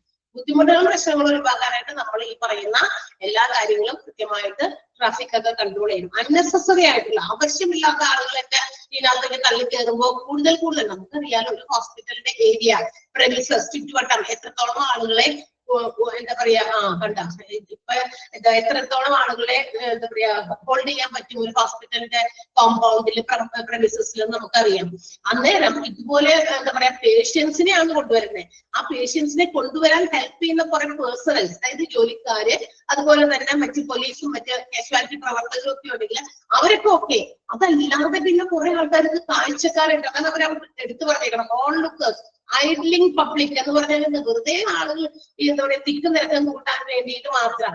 നമ്മളെ കൊണ്ട് ഒന്നും ചെയ്യാനില്ല അതിനകത്ത്. ഹോസ്പിറ്റൽസിനകത്ത് നമുക്ക് എന്ത് ചെയ്യാനുള്ളത്? നമുക്ക് ഇതെന്താ ചെയ്യേണ്ടതെന്നൊന്നും അറിയില്ല. പിന്നെ നമ്മൾ why should be enter and make some chaos. ഇത്ര പ്രശ്നങ്ങൾ നമ്മൾ എന്തിനാ വെറുതെ അകത്തോട്ട് കയറി ഉണ്ടാക്കുന്നത്? അപ്പൊ നമ്മൾ അവർക്ക് ബാക്കിയുള്ള കാര്യങ്ങൾ പ്രോപ്പറായിട്ട് മൂവ് ചെയ്യാനായിട്ടുള്ള സ്പേസും മറ്റ് ടൈമും ഒക്കെ ആളുകൾക്ക് കൊടുത്താൽ എന്ത് ചെയ്യാൻ പറ്റും? ചിലപ്പോൾ ഒരാളുടെ ജീവൻ രക്ഷിക്കാനായിട്ട് സാധിക്കുമെന്നുള്ളതാണ്. ഓക്കെ, അപ്പൊ ഇത്രയും വലിയ വലിയ കാര്യങ്ങൾ ഈ ഹോസ്പിറ്റൽസിലെ ഡിസാസ്റ്റർ കൊണ്ട് ഉണ്ടായത് എന്ന് അറിയണം. ആരറിയണം? നമ്മളൊക്കെ അറിഞ്ഞിരിക്കണം. ഇതുവരെയും നമ്മളത്രയും ആലോചിച്ചിട്ടുണ്ടാവില്ല അല്ലെ? ഒരു ഡിസാസ്റ്റർ വരുമ്പോ ആ സമയത്ത് കൊണ്ടുവരുന്ന പേഷ്യന്റിനെ പറ്റുന്നതിനെയൊക്കെ നോക്കുന്നു. ബാക്കിയുള്ളവരൊക്കെ ചിലപ്പോ വലിച്ചു പോകുന്നു, ചിലപ്പോ വെല്ലുവിളിക്കുമ്പോ കൊള്ളാൻ പറയുന്നു. അങ്ങനെയല്ല, മാക്സിമം നമ്മൾക്ക് കൊടുക്കാൻ പറ്റുന്ന ഹെൽത്ത് കെയർ കൊടുക്കാൻ പറ്റണം എന്ന രീതിയിൽ തന്നെ അലേർട്ടായിട്ട് ഹോസ്പിറ്റൽസ് ഇരിക്കണം, പ്രിപ്പയർഡ് ആയിട്ടിരിക്കണം എന്നുള്ളത് തന്നെയാണ്. അതായത് എന്റെ ഹോസ്പിറ്റലിൽ, നമ്മുടെ ഹോസ്പിറ്റൽസിൽ എത്ര പേഷ്യൻസിനെ കൊണ്ടുവന്നാലും വി ക്യാൻ കെയർ, അവരെ നമുക്ക് കെയർ ചെയ്യാൻ പറ്റും, നമ്മൾക്ക് അവർക്ക് ഒരു ലൈഫ് കൊടുക്കാൻ പറ്റും എന്ന ചിന്തയിലാണ് ഓരോ ഹോസ്പിറ്റൽസും. അല്ലാതെ നമുക്ക് പറ്റൂല്ലെങ്കിൽ നമുക്ക് അങ്ങോട്ട് വിടാം, അങ്ങനെയല്ല. അതൊരു എന്താ പറയാ, അങ്ങനെയല്ലല്ലോ. നമുക്ക് നമ്മളുടെ എന്താ പറയാ ഹോസ്പിറ്റൽസിലുള്ളവരുടെ ജോലി എന്ന് പറയുന്നത്, ഇപ്പൊ ഡോക്ടേഴ്സ് ആയിക്കോട്ടെ, നഴ്സസ് ആയിക്കോട്ടെ, അവരുടെ മുമ്പിൽ വന്നിരിക്കുന്ന ഓരോ രോഗിയും രോഗിയായിട്ടല്ല അവർ കാണുന്നത്. ആരായി കാണണം? എന്റെ മുന്നിലിരിക്കുന്നത് എന്റെ ബ്ലഡ് റിലേഷൻ ആണ്. എന്റെ അമ്മയാണെന്നോ എന്റെ സഹോദരിയാണെന്നോ എന്റെ മകനാണെന്നോ എന്റെ മകളാണെന്നോ ഒക്കെ ഫീൽ ചെയ്തിട്ടാണ് ഗിവ് ദം കെയർ. അവർക്ക് വേണ്ട ആവശ്യം വേണ്ട സംരക്ഷണവും കെയറും ഒക്കെ കൊടുക്കേണ്ടത് അല്ലെ, ചികിത്സയൊക്കെ കൊടുക്കേണ്ടത്.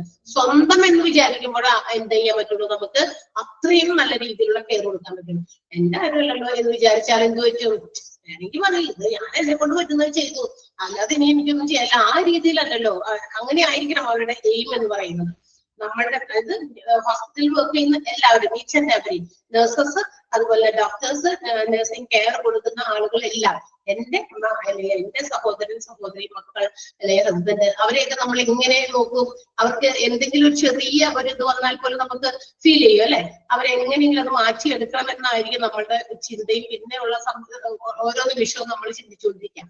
അതുപോലെ ആയിരിക്കും അവര്. അപ്പൊ അങ്ങനെയാണെങ്കിൽ തീർച്ചയായിട്ടും ഹോസ്പിറ്റൽസിൽ വരുന്ന എല്ലാ പേഷ്യൻസിനെയും റിക്കവർ ചെയ്ത് എടുക്കേണ്ട ഒരു ഡ്യൂട്ടി അവർക്കുണ്ട്. അല്ലാതെ ഇവിടെ ഇതിനൊന്നും സൗകര്യമില്ല, വേഗം കൊണ്ടുപോ എന്ന് പറയല്ല. അത് അതിനു വേണ്ടി നമ്മൾ പ്രിപ്പയർഡ് ആയിട്ടിരിക്കണം. അപ്പൊ ഇത്തരം പ്രിപ്പറേഷൻസ് ഓരോ ഹോസ്പിറ്റൽസിനും അതുവേണ്ടി നടക്കുന്നുണ്ട്. ചിലപ്പോൾ എല്ലാ വർഷവും ഏതെങ്കിലും തരത്തിലുള്ള ഡിസാസ്റ്റർ ഉണ്ടാവുമെന്ന് അതൊരു അതല്ല അല്ലെ, അങ്ങനെ ഉണ്ടാകുമെന്ന് നിർബന്ധമൊന്നുമില്ല.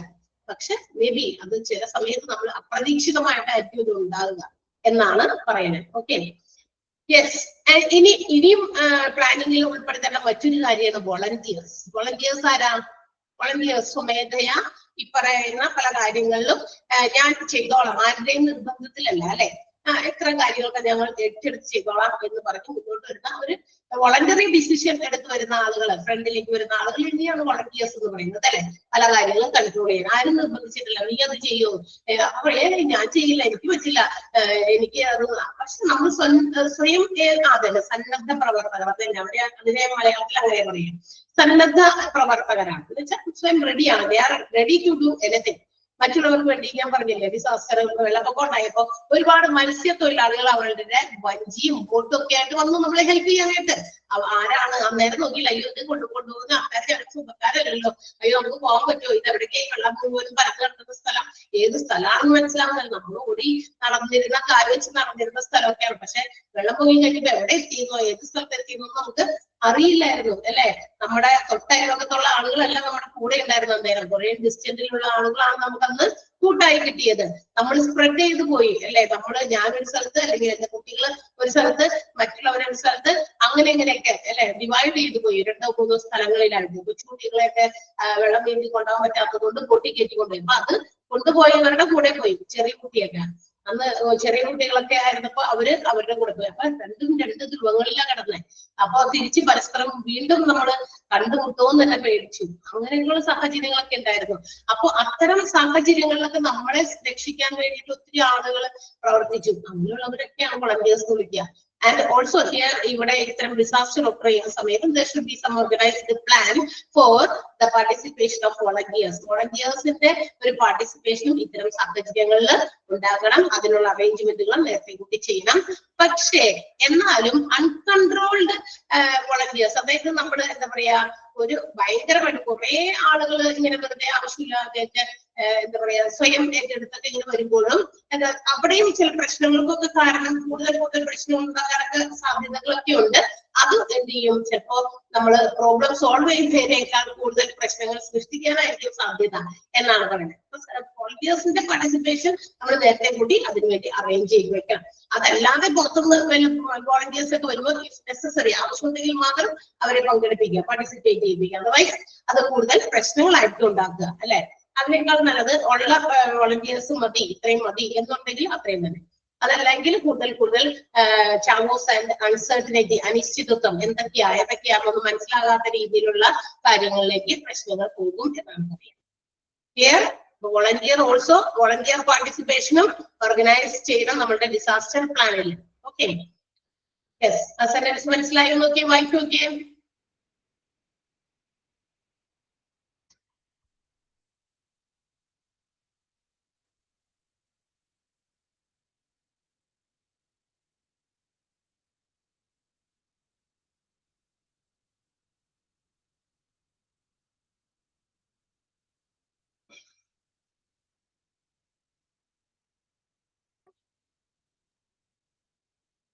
ക്ലിയർ ആയി?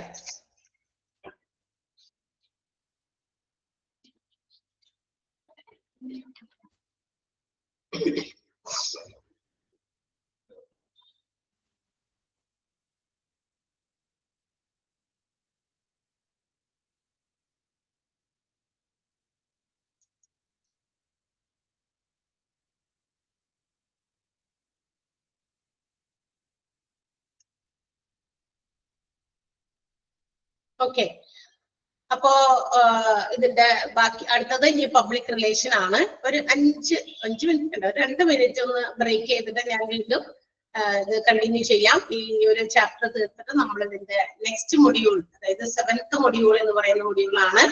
അതിലെ ഒരു ചാപ്റ്ററിലേക്ക് ഞാൻ എൻ്റർ ചെയ്യും കേട്ടോ. ബിക്കോസ് ഇന്ന് റീസാമസ് ഇല്ല, നിങ്ങളുടെ അടുത്ത ക്ലാസ് എടുക്കേണ്ട ടീച്ചർ ഇന്ന് ലീവാണ്. അപ്പൊ ഞാൻ അതിന്റെ ആ ഒരു ഇച്ചിരി കൂടി ആ ഒരു പുതിയ ചാപ്റ്റർ എടുത്ത് കുറച്ച് മാത്രമേ എടുക്കുന്നുള്ളൂ. അത് കൂടുതലൊന്നും ഞാൻ വലിച്ചേറി എടുത്തില്ല.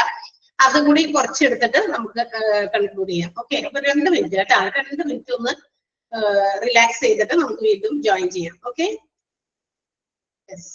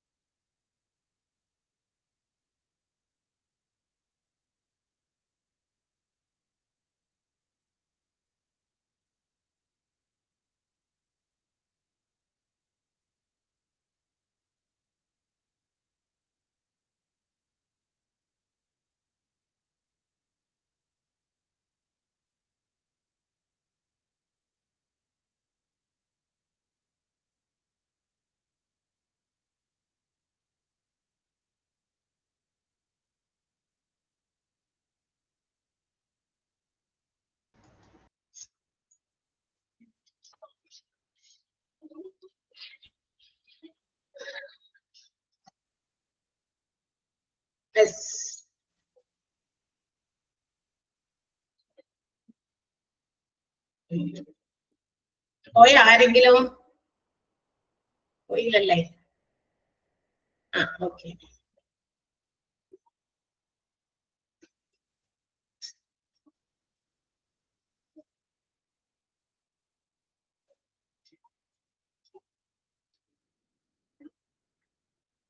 യെസ്, നെക്സ്റ്റ് പബ്ലിക് റിലേഷൻസ് ആണ്. എന്ന് വെച്ചാൽ നമ്മുടെ ഹോസ്പിറ്റൽസിനകത്ത് ഇതുപോലെയുള്ള ഡിസാസ്റ്റർ ഒക്കെ ചെയ്യുന്ന സമയത്ത് പുറത്തുള്ള ആളുകളുമായിട്ട്, അതായത് പബ്ലിക്കുമായിട്ട് ചില കാര്യങ്ങൾക്കൊക്കെ ഇൻഫർമേഷൻസ് അങ്ങോട്ടും ഇങ്ങോട്ടൊക്കെ ഹാൻഡ് ഓവർ ചെയ്യേണ്ടി വരും, അല്ലെ, കമ്മ്യൂണിക്കേറ്റ് ചെയ്യേണ്ടി വരും. അപ്പൊ അതിന് വേണ്ടിയിട്ടുള്ള ചില കാര്യങ്ങളൊക്കെയാണ് പബ്ലിക് റിലേഷൻസ് വരാം. അതായത് റെസ്പോൺസിബിൾ ഓഫീസർ അതിന് വേണ്ടിയിട്ട് ഉണ്ടായിരിക്കണം. പബ്ലിക്കുമായിട്ട് റിലേറ്റ് ചെയ്ത് എന്തൊക്കെയാണ് കാര്യങ്ങൾ ഡിസാസ്റ്ററിന്റെ ആ ഒരു പ്ലാനിങ്ങിൽ അങ്ങനെ ഒരു ആളെ കൂടി നമ്മൾ ഉൾപ്പെടുത്തി വെച്ചേക്കണം. Because the informations regarding anything, അതായത് കാഷ്വാലിറ്റി സംബന്ധമായിട്ടുള്ളത്, പേഷ്യൻസിന്റെ മൂവ്മെന്റ് സംബന്ധമായിട്ടുള്ളത്, ഏതൊക്കെയാണ്, എവിടേക്കാണ് ആളുകളെ പേഷ്യൻസിനെ മാറ്റിയിരിക്കുന്നത്, അതിന്റെ ലൊക്കേഷൻസ്, മറ്റു കാര്യങ്ങളൊക്കെ ഇൻഫോർമേഷൻസ് ആയിട്ട് പല ആളുകളിലേക്കും പ്രൊവൈഡ് ചെയ്യേണ്ടി വരും. So all these things have to be gone through some special hands, അല്ലെ, അങ്ങനെയുള്ള ചില പ്രത്യേക വ്യക്തികളുടെ കൈകളിലൂടെ ആയിരിക്കും ചിലപ്പോൾ ഈ പറയുന്ന കാര്യങ്ങളൊക്കെ മൂവ് ചെയ്യുക. അപ്പൊ അത്തരം കാര്യങ്ങളെ കുറിച്ച് ഇൻഫോർമേഷൻസ് പ്രൊവൈഡ് ചെയ്യാനാണ് ഒരു responsible officer, that means PR office, അല്ലെ, പബ്ലിക് റിലേഷൻസ് ഓഫീസർ ഉണ്ടായിരിക്കണം എന്നാണ് പറഞ്ഞേക്കണേ. അപ്പൊ ഈ പറയുന്ന പബ്ലിക് റിലേഷൻസ് ഓഫീസർ എങ്ങനെയായിരിക്കണം?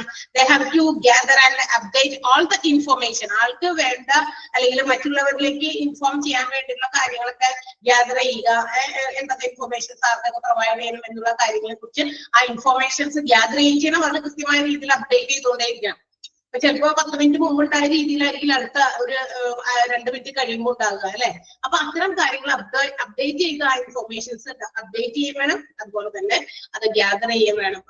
ഏറ്റവും ലേറ്റസ്റ്റ് ഇൻഫോർമേഷൻ ആയിരിക്കും ഹോസ്പിറ്റലില് ആള് വഴിയായിട്ട് എന്ത് ചെയ്യേണ്ടത്, ആളുടെ അറിവിൽ ആ ഒരു ഏറ്റവും ലേറ്റസ്റ്റ് ഇൻഫോർമേഷൻ ആയിരിക്കും വേണ്ടത്. കോൺവെർസേഷൻ അല്ലെങ്കിൽ കോൺവെർസന്റ് എന്ന് പറഞ്ഞാൽ എന്താ? നോളജബിൾ, അറിവുള്ള, അതായത് തനിക്ക് അറിയുന്ന കാര്യം എന്ന് പറയുന്നത് ഏറ്റവും ലേറ്റസ്റ്റ് ആയിട്ടുള്ള ഇൻഫോർമേഷൻ ആയിരിക്കണം. അല്ലാതെ കുറെ നേരം മുമ്പുള്ളതോ ഒക്കെ ഉള്ള ഇൻഫോർമേഷൻസ് ആളുകളിലേക്ക് പാസ് ചെയ്ത് കഴിഞ്ഞാൽ അത് ഭയങ്കര ബുദ്ധിമുട്ടായിരിക്കും. ആൻഡ് ഓൾസോ അദ്ദേഹത്തിനോടൊപ്പം തന്നെ ചിലപ്പോൾ അഡക്വേറ്റ് number of messengers informations pass ചെയ്യാൻ വേണ്ടിയ ചില ആളുകളെ മെസ്സഞ്ചേഴ്സ് ആയിട്ട് ആൾക്ക് വേണമെങ്കിൽ അസൈൻ ചെയ്യാൻ പറ്റും. അപ്പോ ഇപ്പൊ ഇയാളിലൂടെ മാത്രമല്ല, ഈ പബ്ലിക് റിലേഷൻസ് ഓഫീസർ ആണ് ആളുടെ കാര്യങ്ങളൊക്കെ കമ്മ്യൂണിക്കേറ്റ് ചെയ്യാനുള്ള കാര്യങ്ങളൊക്കെ അറിഞ്ഞ് ആളുകളിൽ നിന്ന് ശേഖരിച്ച് മറ്റ് ഉറവിടങ്ങളിൽ നിന്നൊക്കെ update ചെയ്തുകൊണ്ടിരിക്കട്ടെ.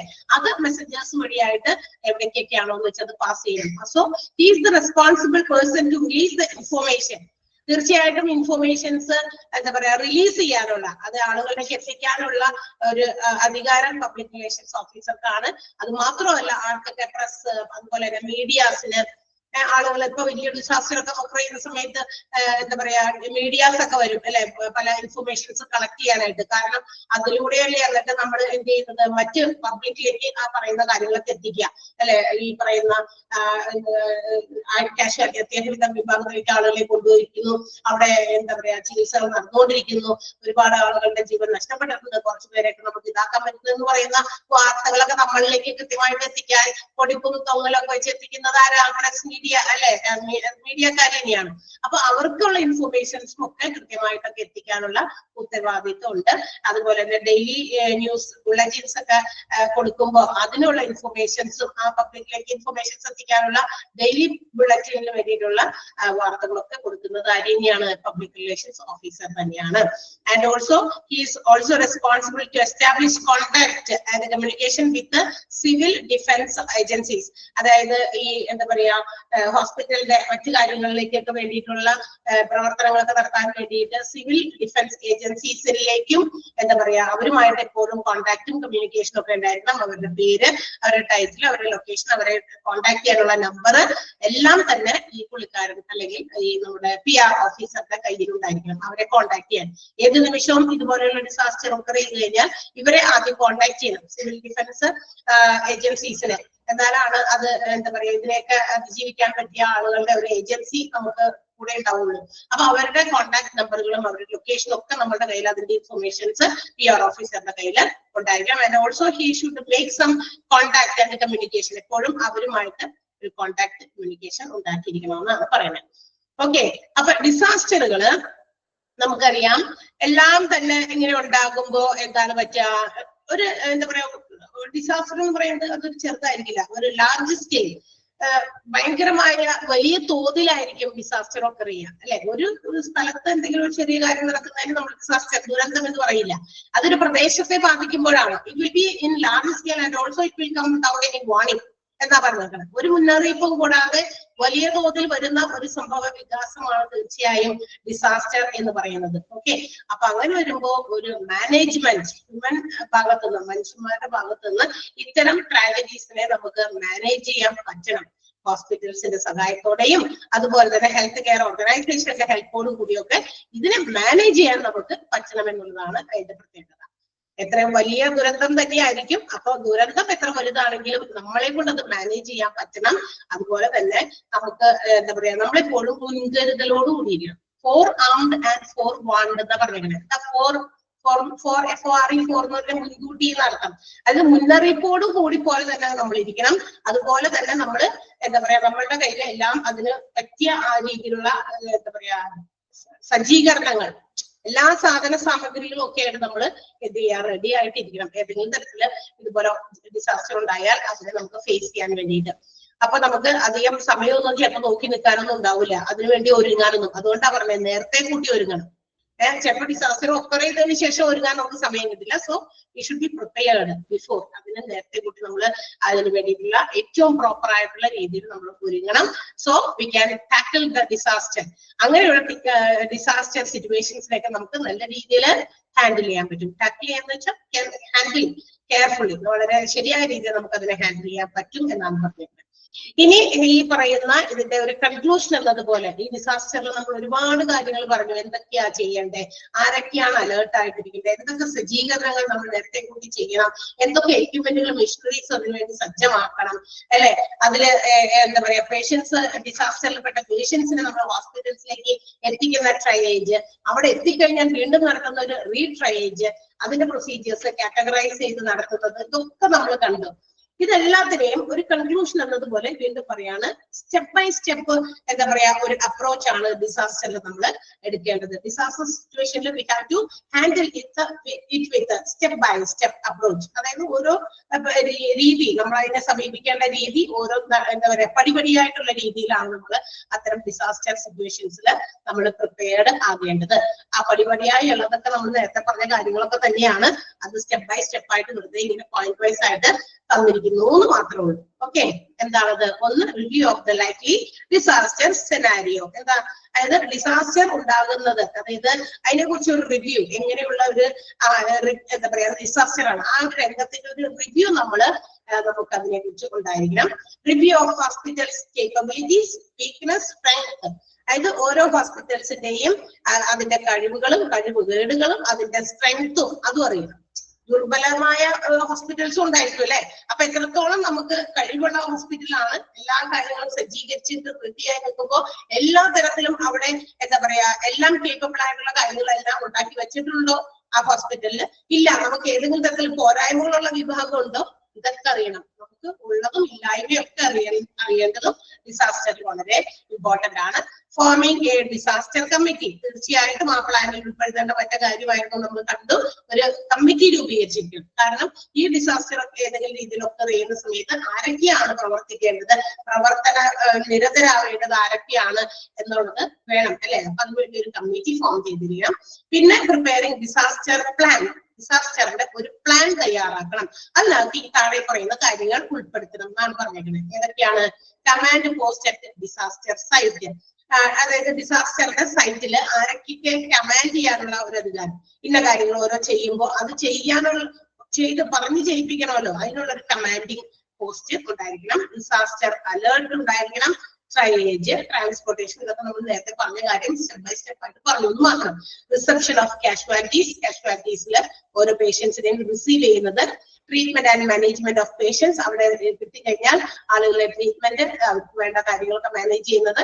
Holding and turn over of patients, പേഷ്യൻസിനെ നിർത്തണം അല്ലെങ്കിൽ മരുന്നും ചികിത്സയൊക്കെ കുറിച്ച് പറഞ്ഞു വിടണം, ഈ പറയുന്ന കാര്യങ്ങളെല്ലാം. ഡിസ്പോസൽ ഓഫ് ഡെഡ് ബോഡീസ്, മരിച്ചുപോയവരുണ്ടെങ്കിൽ അതിന്റെ ഡെഡ് ബോഡീസ് ഡിസ്പോസ് ചെയ്യുന്ന കാര്യങ്ങൾ, കമ്മ്യൂണിക്കേഷൻ, പല കാര്യങ്ങളും റിലേറ്റീവ്സിനെയും പുറത്ത് പബ്ലിക്കിനെയും മറ്റു ആളുകളെയൊക്കെ അറിയിക്കുന്ന കാര്യങ്ങൾക്ക് വേണ്ടി ഒരു system, communication system, medical stores and supplies, ഈ പറയുന്ന ആളുകൾക്ക് കൊടുക്കേണ്ട മരുന്നുകളും മറ്റു കാര്യങ്ങളും ഒക്കെ ഉണ്ടെങ്കിൽ അത്, ഫിസിക്കൽ പ്ലാൻ ആൻഡ് മെഷീനറീസ്, നമ്മൾ പറഞ്ഞ കാര്യത്തിൽ തന്നെയാണ് കേട്ടോ, ട്രാഫിക് കൺട്രോൾ ചെയ്യാൻ വേണ്ടിയിട്ടുള്ള കാര്യങ്ങൾ, വോളണ്ടിയേഴ്സ്, പാർട്ടിസിപ്പേറ്റ് ഡിസാസ്റ്ററിന്റെ ആ ഒരു കാര്യത്തിലൊക്കെ ആളുകളെയൊക്കെ കൂട്ടാനോ അല്ലെങ്കിൽ കൊണ്ടുവരാനോ കൊണ്ടുപോകാനോ ഒക്കെ വേണ്ടിയിട്ടുള്ള വോളണ്ടിയേഴ്സിന്റെ ആ ഒരു പ്രിപ്പറേഷൻസ്, പബ്ലിക് റിലേഷൻസ് പറഞ്ഞ കാര്യമാണ്. ഇതെല്ലാം നമ്മൾ നടത്തിയിരിക്കണം. ഓക്കെ, പിന്നെ പറയുന്നത് എന്താണ്? Rehearsal of the plan. 4 കഴിഞ്ഞു. പ്രിപ്പയറിംഗ് ഡിസാസ്റ്റർ പ്ലാൻ കഴിഞ്ഞതിന് ആ പ്ലാനിൽ വരുന്ന കാര്യങ്ങളാണ് കേട്ടോ ആ നേരത്തെ പറഞ്ഞ പോയിന്റുകൾ. അത് കഴിഞ്ഞ് 5ാമത്തേത് റിഹേഴ്സൽ ഓഫ് ദ പ്ലാൻ. ചില ഡിസാസ്റ്ററുകൾ ഒക്കെ ചെയ്യുന്നതിന് മുമ്പേ ഇടയ്ക്കിടയ്ക്കൊക്കെ ചിലപ്പോ വൺസ് ഇൻ എ ഇയറോ അല്ലെങ്കിൽ ട്വൈസ് ഇൻ എ ഇയറോ ഒക്കെ നമുക്ക് എന്ത് ചെയ്യും, ഒരു ഡിസാസ്റ്റർ ഉണ്ടാകുന്ന സമയത്ത് അതിന്റെ ഒരു റിഹേഴ്സലൊക്കെ ചില ആൾക്കാർ നടത്താറുണ്ട് അല്ലേ? ഇന്ന ഒരു ഡിസാസ്റ്റർ ഒക്കെ ചെയ്താൽ ഇപ്പൊ earthquake ഉണ്ടായാൽ എങ്ങനെയാണ് അതിൽ നമുക്ക് പെട്ടെന്ന് അങ്ങനെ അതിനെ കുറിച്ച് ഒരു അലേർട്ട് കിട്ടിക്കഴിഞ്ഞാൽ how to evacuate the place, ആ സ്ഥലത്ത് നമുക്ക് എങ്ങനെ ഓടി മാറാൻ പറ്റും, അല്ലെങ്കിൽ നമുക്ക് അവിടെ നിന്ന് എങ്ങനെ പെട്ടെന്ന് ഒഴിവാക്കാൻ പറ്റും എന്നൊക്കെ നമുക്ക് ചില ക്ലാസ്സുകളൊക്കെ ചിലയിടത്തൊക്കെ കാണിച്ചു കൊടുക്കുന്നുണ്ട്. സ്കൂളുകളിലൊക്കെ അങ്ങനെ നടത്താറുണ്ട് ചിലപ്പോഴൊക്കെ അല്ലെ. തീപിടുത്തം ഉണ്ടായാൽ നമുക്ക് അവിടെ നിന്ന് എങ്ങനെ രക്ഷപ്പെടാൻ പെട്ടെന്ന്. കണ്ടിട്ടുണ്ടോ അങ്ങനത്തെ വീഡിയോസ്? കണ്ടിട്ടുണ്ടോ? വീഡിയോസിലെങ്കിലും കണ്ടിട്ടുണ്ടോ? ചില സ്കൂളുകളിൽ അങ്ങനെ നടത്തുന്നുണ്ട്. അത് ഒരു റിഹേഴ്സൽ ആണ്. എന്തിനു വേണ്ടിയിട്ട്? ഈ ഡിസാസ്റ്റർ ഒക്കെ ചെയ്ത് കഴിഞ്ഞാൽ നമ്മൾ അതിനെ എങ്ങനെ, അതിൽ നിന്നും നമുക്ക് എങ്ങനെ രക്ഷപ്പെടാം എന്നുള്ളതിന്റെ ചില കാര്യങ്ങളാണ്. അപ്പൊ എല്ലാത്തിനും രക്ഷപ്പെടാൻ പറ്റുന്നല്ല, എന്നാൽ ചിലതിലേക്ക് നമുക്ക് ചിലപ്പോൾ സ്വയം രക്ഷിക്കാം എന്നുള്ളതും ഉണ്ട്. അതുകൊണ്ടാണ് അപ്പൊ റിഹേഴ്സൽ ഓഫ് ദ പ്ലാൻ. പിന്നെ അപ്ഡേറ്റിംഗ് ദ പ്ലാൻ. ആ പ്ലാനിനെ ഇടയ്ക്കിടയ്ക്ക് അപ്ഡേറ്റ് ചെയ്തുകൊണ്ടിരിക്കുക. പ്ലാൻ ഉണ്ടാക്കി വെച്ചാൽ മാത്രം പോലെ അത് ഒന്ന് അപ്ഡേറ്റ് ചെയ്യുക. ഈ രീതിയിലല്ല. കാരണം എന്താ, കൂടുതൽ ടെക്നോളജീസ് പുതിയത് വരുമ്പോ നമുക്ക് ആ അപ്ഡേറ്റ് ചെയ്താൽ, പ്ലാൻ അപ്ഡേറ്റ് ചെയ്താൽ എന്ത് ചെയ്യാം, അത്തരം പ്ലാനിലേക്ക് നമുക്ക് കൂടുതൽ പുതിയതായി കൊണ്ടുവന്ന ടെക്നോളജീസ് കൂടി എന്ത് ചെയ്യാം, നമുക്ക് അഡോപ്റ്റ് ചെയ്യാൻ പറ്റും. അതുകൊണ്ടാണ് അപ്ഡേറ്റ് ചെയ്യുമെന്ന് പറയുന്നത് പ്ലാൻസ്. ക്ലിയർ ആയോ? ഇതാണ് നമ്മുടെ സ്റ്റെപ്പ് ബൈ സ്റ്റെപ്പ് ആയിട്ടുള്ള ഓരോ ഡിസാസ്റ്റർ പ്ലാനിൽ നമ്മൾ ഉൾപ്പെടുത്തേണ്ട കാര്യങ്ങൾ. ഇതൊരു സ്റ്റെപ്പ് ബൈ സ്റ്റെപ്പ് അപ്രോച്ച് ആണ് ഡിസാസ്റ്റർ പ്ലാനിൽ ഉൾപ്പെടുത്തേണ്ടത്. ക്ലിയർ ആയോ? ആ പോയിന്റ് നമ്മൾ ഇത്രയും നേരം പറഞ്ഞതെല്ലാം കൂടി ഒരു പോയിന്റ് വൈസ് ആയിട്ട് ഇവിടെ എന്ത് ചെയ്തു, നമുക്ക് ഒറ്റ നോട്ടത്തിൽ മനസ്സിലാകാൻ വേണ്ടി പറഞ്ഞത് മാത്രം. ഇനി അപ്പൊ അതെ അവിടെ പറയുന്നുണ്ട് ഡിസാസ്റ്റർ പ്ലാൻ എപ്പോ നടത്തണം? Should be rehearsed twice A year. നേരത്തെ പറഞ്ഞില്ലേ, ഒരു വർഷത്തിൽ 2 പ്രാവശ്യമെങ്കിലും നമ്മൾ ഇങ്ങനത്തെ റിഹേഴ്സൽസ് ഒക്കെ നടത്തണം. കാരണം എന്താ പറയാ, ഡിസാസ്റ്റർ വരുമ്പോ അതിന് നമ്മൾ എങ്ങനെയാണ് ഫേസ് ചെയ്യേണ്ടത്, അല്ലെങ്കിൽ അതിന് നമുക്ക് എങ്ങനെ പുറത്തേക്ക് പോകാം, ഡിസാസ്റ്ററിന്റെ ഉള്ളിൽ നമുക്ക് എങ്ങനെ പുറത്തു പോകാം എന്നുള്ളതിനൊക്കെ കുറിച്ചിട്ടാണ് നമ്മളൊരു റിഹേഴ്സൽ കൊടുക്കണം. Actual reception and emigration of patients may not be possible. അപ്പൊ നമുക്ക് ഇത്തരം ഡിസാസ്റ്ററിൽ ശരിക്കും അതായത് ആളുകളെ അതിനകത്ത് ഇൻക്ലൂഡ് ചെയ്തിരിക്കുക, അതിൽ നിന്ന് പുറത്തു കൊണ്ടുവരാൻ ചിലപ്പോൾ എല്ലാം പേഷ്യൻസ് കുറെ പേരൊന്നും നമുക്ക് കിട്ടില്ല. അത് ആക്ച്വൽ റിഹേഴ്സൽ നടത്തുന്ന സമയത്ത് ഇത്രയും പേരൊന്നും കിട്ടില്ല. ആക്ച്വൽ ആയിട്ട് നടക്കുന്ന പേര് ഇപ്പൊ നമുക്കൊരു ഡിസാസ്റ്റർ ഉണ്ടായി, ചിലപ്പോ 100 പേര് ആ ഡിസാസ്റ്ററിന് വിധേയരായി. ചിലപ്പോ എന്തെങ്കിലും എർത്തിലേക്കിലോ എന്തെങ്കിലും ബിൽഡിംഗ് ഒക്കെ ഇടിഞ്ഞു വീണോ ഒരുപാട് പേരെ ഇങ്ങനെ പരിക്കുകളോടെ തീരെ അവശതയായും മരിച്ചവരൊക്കെ. പക്ഷെ അത്രയും എണ്ണമൊന്നും നമുക്ക് ആക്ച്വൽ റിഹേഴ്സലിലൊന്നും കിട്ടില്ല എന്നാണ് പറയുന്നത്. റിയലിസ്റ്റിക് ആയിട്ട് നമുക്ക് കിട്ടില്ല, പക്ഷെ റിയലിസ്റ്റിക് ആകുന്ന രീതിയിൽ. പക്ഷെ നമ്മൾ റിഹേഴ്സൽസിൽ ഉപയോഗിക്കുമ്പോൾ ആക്ച്വൽ ആയിട്ടുള്ള രീതിയിലുള്ള ഡ്രിൽസ് അല്ലെങ്കിൽ അതിനകത്ത് ഉപയോഗിക്കുന്ന മെറ്റീരിയൽസ്, എക്യുപ്മെന്റ്സ്, മെഡിക്കൽ സ്റ്റാഫുകൾ, അതുപോലെ അഡ്മിനിസ്ട്രേഷൻ, ഹോസ്പിറ്റലിലെ ഡോക്ടേഴ്സ്, നഴ്സസിനെയൊക്കെ ഇൻക്ലൂഡ് ചെയ്യണം. അവരൊക്കെ ഉൾപ്പെടുത്തണം. ശരിയായിട്ട് പേഷ്യൻസിന്റെ അളവുകളൊന്നും ചിലപ്പോൾ അത്രയും ഉണ്ടാകില്ല എങ്കിലും ഈ പറയുന്ന കാര്യങ്ങളൊക്കെ കൃത്യമായി ആക്ച്വൽ ആയിട്ട് തന്നെ അത്രയും എണ്ണം തന്നെ മറ്റു പേഴ്സണൽസിനായിട്ട് ഉപയോഗപ്പെടുത്തി തന്നെ വേണം എന്ത് ചെയ്യാൻ, റിഹേഴ്സൽ ഓഫ് ദ പ്ലാൻ ചെയ്യാൻ വേണ്ടിയിട്ട് എന്നാണ് പറഞ്ഞിരുന്നത്. മനസ്സിലായോ? എന്താണെന്ന് മനസ്സിലായോ? മനസ്സിലായില്ല? ഇതിനകത്ത് ഇമ്പോർട്ടന്റ് ആയിട്ടുള്ളത് പറയുന്നത് അത് പറഞ്ഞതാണ്. ഇത് മനസ്സിലായല്ലോ? അത് പറയാം ഇമ്പോർട്ടന്റ് ആയിട്ടുള്ളതൊക്കെ പറയാം. ഇത് മനസ്സിലായോ? ഈ ഒരു സെന്റൻസ് ചിലപ്പോ അത് ക്ലിയർ ആയില്ല, വലിയ സെന്റൻസ് ആയതുകൊണ്ട് ഞാൻ ഇങ്ങനെ പറഞ്ഞപ്പോ നിങ്ങൾക്ക് ക്ലിയർ ആയോ? ഓക്കെ ആണ്? ഓക്കെ, യെസ്, കുഴപ്പമില്ല.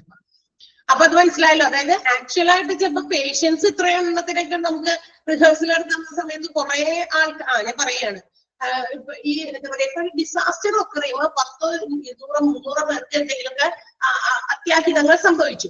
അത് ആക്ച്വലി റിയൽ ആയിട്ട് നടന്നു. അപ്പൊ ആൾക്കാരെ കൊണ്ട് ഇങ്ങനെ ഹോസ്പിറ്റലുകളിലേക്ക് ആൾക്കാർ ഇങ്ങനെ ഒഴുകിക്കൊണ്ടിരിക്കും, അല്ലെ, പേഷ്യൻസിനെ ഒഴുക്കിക്കൊണ്ടിരിക്കും. പക്ഷെ അത് ആക്ച്വൽ ആണെങ്കിൽ മാത്രമേ നടക്കുള്ളൂ. അതേസമയം റിഹേഴ്സൽ നടത്തുമ്പോൾ ഇത്രയധികം പേഷ്യൻസ് നമുക്ക് ഇങ്ങനെ കൊണ്ടുവരാൻ പറ്റില്ല എന്ന്. എന്നാൽ പക്ഷേ എന്ത് ചെയ്യണം, ഈ റിയലിസ്റ്റിക് ആകുന്ന രീതിയിൽ റിഹേഴ്സൽ നടത്തുമ്പോൾ ഹോസ്പിറ്റൽസിന്റെ എന്താ പറയാ സപ്ലൈസ്, അതുപോലെ മെഡിക്കൽ സ്റ്റാഫ്, അഡ്മിനിസ്ട്രേഷൻ വിഭാഗം, നഴ്സിംഗ് വിഭാഗം, മറ്റ് തൊഴിൽ വിഭാഗക്കാരെയൊക്കെ നമ്മൾ ഈ ഒരു റിഹേഴ്സലിൽ ഉൾപ്പെടുത്തണമെന്ന്. അവരുപയോഗിക്കണം, റിയൽ ആയിട്ട് ഉപയോഗിക്കണം. പേഷ്യൻസിന്റെ ഒഴുക്കല്ലേ ഇല്ലാത്തുള്ളൂ. അപ്പൊ ആ റിഹേഴ്സൽ കാണിക്കുമ്പോൾ അല്ലെങ്കിൽ ഡെമോ പോലെ കാണിക്കുമ്പോൾ ഇതെല്ലാം ആക്ച്വൽ ആയിട്ട് തന്നെ കൊണ്ടുവരണം എന്നാണ് പറയുന്നത്. അപ്പൊ നമുക്ക് എന്ത് ചെയ്യാം, ആ ഒരു രീതിയിൽ എങ്ങനെ നമുക്കത് ഫേസ് ചെയ്യാം, അതിന് നമുക്ക് എങ്ങനെ ഹാൻഡിൽ ചെയ്യാൻ പറ്റുന്ന എല്ലാ സ്റ്റാഫിനും പേഴ്സണൽസിനും മറ്റുള്ളവർക്കൊക്കെ ഒരു എക്സ്പീരിയൻസ് കൂടി ആകും. ഇനി അതുപോലെ തന്നെ റിഹേഴ്സൽസിന്റെ എക്സ്പീരിയൻസ്, അതിന് വേണ്ടി വരുന്ന എക്സ്പെൻസസ് ആ പ്ലാനിൽ നമ്മൾ കാണണം. ആൻഡ് ഓൾസോ അതനുസരിച്ച് മോഡിഫിക്കേഷനും അപ്ഡേഷൻസും ഒക്കെ നമ്മൾ വരുത്തണം. നമുക്കറിയാം റിഹേഴ്സൽ നടത്തുമ്പോഴും ചിലവൊക്കെ ഉണ്ടായിരിക്കും, അല്ലേ? ചിലവുണ്ടാവും. കാരണം വെച്ചാൽ ഒരു ഡിസാസ്റ്റർ ഒക്കെ അറിയുന്ന പോലെ നമ്മൾ ഡെമോ പോലെയൊക്കെ കാണിക്കുന്നു. അതിന് ചിലപ്പോ ആ പർട്ടിക്കുലർ സ്ഥലത്തേക്ക് പോകണം. അവിടെ നിന്ന് ആംബുലൻസ് ഒക്കെ അവിടെ എന്താ പറയാ കൊണ്ടുപോയി ആളുകളിൽ കൊണ്ടുവരുന്നത്, അതിനകത്ത് പേഷ്യൻസിനെ എന്താ പറയാ ക്രിട്ടിക്കൽ സ്റ്റേജിൽ കൊണ്ടുവരുന്ന പേഷ്യൻസിനെ ഒക്കെ ഹാൻഡിൽ ചെയ്യുന്നത്, അതിന്റെ മെഡിക്കൽ സ്റ്റാഫും നഴ്സസും ഒക്കെ കൂടി പുറപ്പെടുന്നതൊക്കെ അതിനൊക്കെ ചെലവുണ്ടാവുമല്ലോ. അപ്പൊ എക്സ്പെൻസസ് ഒക്കെ നമ്മൾ ഇടയ്ക്കിടയ്ക്ക് റിവൈസ് ചെയ്തുകൊണ്ടിരിക്കണം. എത്ര ചെലവ് വരും, അങ്ങനെയുള്ള അപ്ഡേഷൻസ് നടത്തണം. അതാണ് പറഞ്ഞിരിക്കുന്നത്. അതുപോലെ തന്നെ അനുസരിച്ച് മോഡിഫിക്കേഷൻസും ആ ഒരു ഇതിൽ വരുത്തണം എന്നാണ് പറഞ്ഞിരിക്കുന്നത് കൺക്ലൂഷൻ ആയിട്ട്. ക്ലിയർ ആയോ? അപ്പൊ ഇതെല്ലാമാണ് നമുക്ക് ഡിസാസ്റ്റർ മാനേജ്മെന്റ് എന്ന് പറയുന്ന ഒരു ചാപ്റ്ററിൽ നമുക്ക് പഠിക്കാനുള്ളത്. ഓക്കെ, അപ്പൊ നമുക്ക് ഒന്ന് വേണമെങ്കിൽ മാർക്ക് ചെയ്യാം. ഇന്നെടുത്തതെന്ന് പറഞ്ഞാൽ അങ്ങോട്ട് മാർക്ക് ചെയ്ത് പോകാം. കുറച്ച് നേരത്തെ മാർക്ക് ചെയ്തിട്ടുണ്ടെന്ന് തോന്നുന്നു, ആണോ? സെന്റൻസ് ഒക്കെ എവിടെയെങ്കിലോട്ടൊക്കെ കുറച്ച് നമ്മൾ മാർക്ക് ചെയ്തതുപോലെ എനിക്കൊരു. ഇന്ന് നമ്മളെടുത്തത് എമർജൻസി, മോർച്ചറി എന്ന് തുടങ്ങിയാണ്. നമ്മളൊന്ന് നിങ്ങൾക്ക് ബ്രാക്കറ്റ് ഇടോ അല്ലെങ്കിൽ അണ്ടർലൈൻ ചെയ്യോ എന്തെങ്കിലും ചെയ്യാട്ടോ.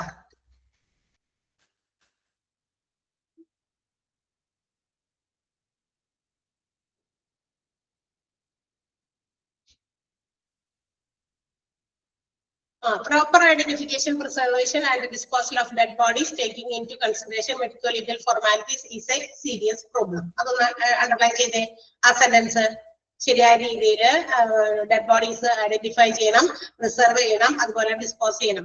അതെന്ന് പറയുന്നത് മെഡിക്കൽ ലീഗൽ ഫോർമാലിറ്റീസ് അനുസരിച്ച് ചെയ്യുക എന്നുള്ളത് വളരെ സീരിയസ് ആയിട്ടുള്ള ഒരു കാര്യമാണ്. പിന്നെ ഈ ലാർജ് നമ്പർ ഓഫ് ഡെഡ് ബോഡീസിനെ നമുക്ക് ക്യാപ്ചർ ചെയ്യാനായിട്ട് അടുത്തുള്ള ബിൽഡിങ്സ്, അതായത് വെയർ ഹൗസസ്, ഹാൾസ്, സിമിലർ ആയിട്ടുള്ള മറ്റ് ഏതെങ്കിലും തരത്തിലുള്ള സാധനങ്ങളൊക്കെ എന്താ പറയാ സൗകര്യങ്ങള്, അതുപോലെ തന്നെ നമുക്ക് എന്താ പറയാ ഡെഡ് ബോഡീസ് നമ്മൾ താൽക്കാലികമായിട്ട് വെക്കാനായിട്ട് നമുക്ക് അറേഞ്ച് ചെയ്യാം. ആ sentence to cater to the large number of dead some nearby buildings such as empty warehouses ഒന്ന് മാർക്ക് ചെയ്യാട്ടോ. അത് increase the number of dead bodies എന്ന് വരെയുള്ള സെന്റൻസ് മാർക്ക് ചെയ്യാം. ഓക്കെ,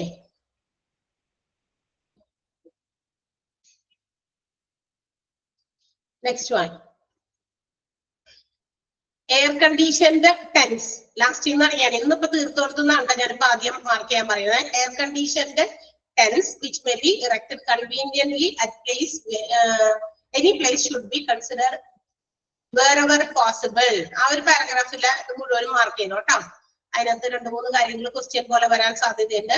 4 to 6 ഡിഗ്രി എന്ന് പറയുന്നത്, പിന്നെ എന്താ പറയാ എയർ കണ്ടീഷൻ ടെൻസ് എന്ന് പറയുന്നത് ആൻസർ വരുന്ന രീതിയിൽ അങ്ങനെ ക്വസ്റ്റ്യൻസ് തന്നെ ആ ഒരു സെന്റൻസ് ചെയ്യുന്നുണ്ട്. ഒന്ന് അണ്ടർലൈൻ ചെയ്യാം.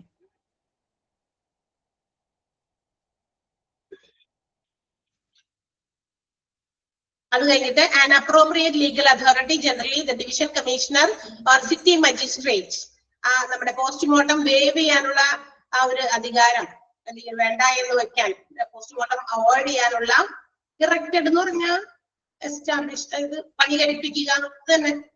ഇറക്റ്റ് ചെയ്യാൻ പറഞ്ഞ പണി കഴിപ്പിക്കാമെന്ന്, അതായത് താൽക്കാലികമായ ടെന്റുകൾ പണി കഴിപ്പിക്കാമെന്ന്.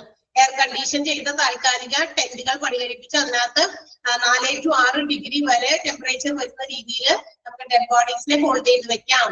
ഈ ഡെഡ് ബോഡീസ് അധികം നേരം ഇങ്ങനെ പുറത്ത് വെറുതെ സാധാ ടെമ്പറേച്ചറിൽ വെച്ച് എന്ത് പറ്റുന്നറിയോ, അത് ഡീകമ്പോസ് ചെയ്യാൻ തുടങ്ങും. ഓക്കെ, ഒരു മിനിറ്റ് സെക്കൻഡ്.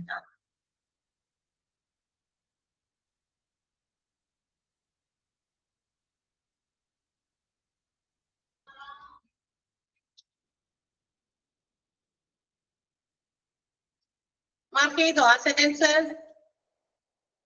എയർ കണ്ടീഷന്റെ ടെൻസ് എന്നുള്ള ആ ഒരു പാരഗ്രാഫിൽ വരുന്ന സെന്റൻസ് ആണ് കേട്ടോ. അടുത്തത് സോറി, അത് കഴിഞ്ഞിട്ട് appropriate legal authority, city magistrate എന്നുള്ളത് പോസ്റ്റ്മോർട്ടം നമുക്ക് തടഞ്ഞു വെക്കാനുള്ള അധികാരമുള്ളത്, അത് ആ സെന്റൻസ് ഒന്ന് അണ്ടർലൈൻ ചെയ്യാം.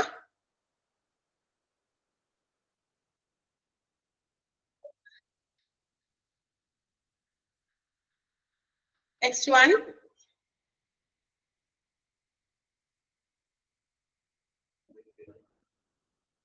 a traffic control chart should be available എന്ന് തുടങ്ങി to patient wards എന്ന് പറയുന്നത് വരെ അണ്ടർലൈൻ ചെയ്യാം.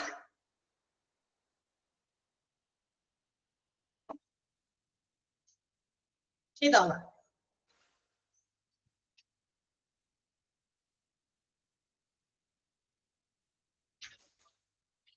ഇതല്ലോ ഓക്കെ. അടുത്തത് വോളണ്ടിയേഴ്സിന്റെ ആ ഒരു പോയിന്റ്, വോളണ്ടിയേഴ്സിന്റെ പാർട്ടിസിപ്പേഷൻ നമുക്ക് ആവശ്യമുണ്ട്. അതുകൊണ്ട് ആ ഒരു അതൊക്കെ സെന്റൻസ് ഉള്ളൂ, അതുകൊണ്ട് തന്നെ അത് അണ്ടർലൈൻ ചെയ്യാം കേട്ടോ. പിന്നെ റെസ്പോൺസിബിൾ ഓഫീസർ, പബ്ലിക് റിലേഷൻസിന്റെ a responsible officer should function as the PR office during the operation of the disaster plan. ആ ഒരു സെന്റൻസ് അണ്ടർലൈൻ ചെയ്യണം. ഇനി അതിനെ തന്നെ ആ PR ഓഫീസറിനെ തന്നെ കണക്ട് ചെയ്തുകൊണ്ടാണ് തൊട്ടടുത്ത സെന്റൻസ് ഹി ഷുഡ്. അവിടെ ഹി ഷുഡ് എന്ന് പറഞ്ഞു കഴിഞ്ഞാൽ PR ഓഫീസർ ആണ് കേട്ടോ. Should continuously gather and update his information and be conversant with the latest situation in the hospital. ആ അവിടുത്തെ ഹി എന്ന് പറയുന്നത് PR ഓഫീസർ ആണ്. മനസ്സിലായോ ഞാൻ പറഞ്ഞത്? അവിടെ ഹി എന്ന് പറഞ്ഞിട്ട് സെന്റൻസ് തുടങ്ങിയിരിക്കുന്നത്, പക്ഷെ നമ്മൾ അതിനെ ചേർത്ത് വായിക്കണം. ബിക്കോസ് ആ ഒരു പാരഗ്രാഫിൽ റെസ്പോൺസിബിൾ ആയിട്ടുള്ള ഓഫീസറിനെ കുറിച്ചാണ് പറഞ്ഞിരിക്കുന്നത്, പബ്ലിക് റിലേഷൻസ് ഓഫീസറിനെ കുറിച്ചിട്ടാണ് പറയുന്നത്. പക്ഷെ നിങ്ങൾ ഇവിടെ ഹി എന്ന് മാത്രം പറഞ്ഞ് വായിക്കരുത്. ഓക്കെ, യെസ്, ആ കാര്യം മനസ്സിലായിട്ടുണ്ടാകും. സെന്റൻസ് അണ്ടർലൈൻ ചെയ്യാം. ദെൻ പിന്നെ നമ്മളുടെ ആ ഒരു ഡിസാസ്റ്റർ പ്ലാനിന്റെ സ്റ്റെപ്പ് ബൈ സ്റ്റെപ്പ് അപ്രോച്ച്, അത് ഇമ്പോർട്ടന്റ് ആണ്. അതിനകത്തുനിന്ന് വെച്ചിട്ടൊക്കെ ഏതെങ്കിലുമൊക്കെ രീതിയിൽ ക്വസ്റ്റ്യൻസ് ചോദിക്കാം. ആ 1 തുടങ്ങി 6 വരെയുള്ള ഇതിനകത്ത് കേട്ടോ. പിന്നെ വരുന്നത് disaster plan should be rehearsed at least twice in A year എന്നുള്ളത്. ആ സെന്റൻസ് ഒന്ന് അണ്ടർലൈൻ ചെയ്യാം.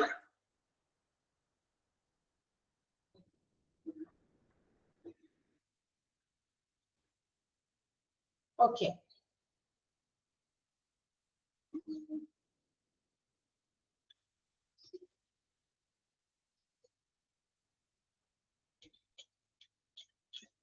ബിഗിനിങ്ങിൽ നമ്മൾ അണ്ടർലൈൻ ചെയ്തായിരുന്നോ തുടക്കമൊക്കെ? ചെയ്തിരുന്നോ? പറഞ്ഞേ, തുടക്കം ഈ ഫസ്റ്റ് പേജിൽ നിന്ന് തുടങ്ങിയപ്പോ എന്തെങ്കിലും അണ്ടർലൈൻ ചെയ്തോ നമ്മൾ ഇമ്പോർട്ടന്റ് ആയിട്ട്? ചെയ്താ പറയും, ആരും പറയുന്നില്ലല്ലോ. ചെയ്തു അല്ലെ? ഏകദേശം എവിടെ വരെ, ഏത് പേജ് വരെ? ഞാൻ കുറച്ച് എനിക്ക് പറഞ്ഞതായിട്ട് എനിക്കൊരു ഓർമ്മയുണ്ട്. ഇവിടെ തന്നെയാണോ അല്ലെങ്കിൽ വേറെ എവിടെയെങ്കിലും പറഞ്ഞതായിട്ടാണോ എന്ന് എനിക്കറിയില്ല, അതുകൊണ്ടാണ് ചെയ്യുന്നത്. എവിടെ വരെ പറഞ്ഞത്? അത് പറഞ്ഞ് ഈ ഫേസസ് ഓഫ് ഡിസാസ്റ്റർ ഒക്കെ പറഞ്ഞോ? ആ ഒരു ചാർട്ട്, ജനറൽ കൺസിഡറേഷൻ സ്റ്റാർട്ട് ചെയ്ത് തുടങ്ങിയാണ്. അവിടെ തുടങ്ങി പറഞ്ഞിട്ടുള്ളൂ എന്നാണ്, അല്ലെങ്കിൽ അവിടെ വരെ പറഞ്ഞു എന്നാണ്?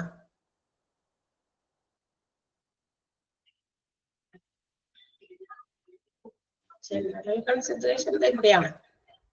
ഇവിടെ മാർക്ക് ചെയ്തിട്ടുണ്ടോ?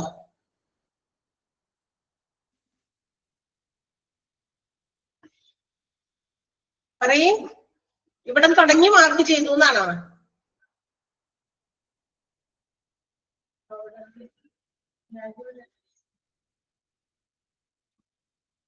ഇവിടെ നിന്ന് മാർക്ക് ചെയ്യണം. യെസ്, അങ്ങനെയാണോ? Yes or no? General considerations തുടങ്ങി മാർക്ക് ചെയ്യണം എന്നാണെങ്കിൽ എസ് എന്ന് പറ. എസ് എന്ന് പറഞ്ഞത് കൂടുതൽ നിങ്ങൾ ടൈപ്പ് ചെയ്യണ്ട, അല്ലെങ്കിൽ അതിന്റെ മുകളിൽ നിന്നാണ്. ജനറൽ കൺസിഡറേഷൻ തുടങ്ങി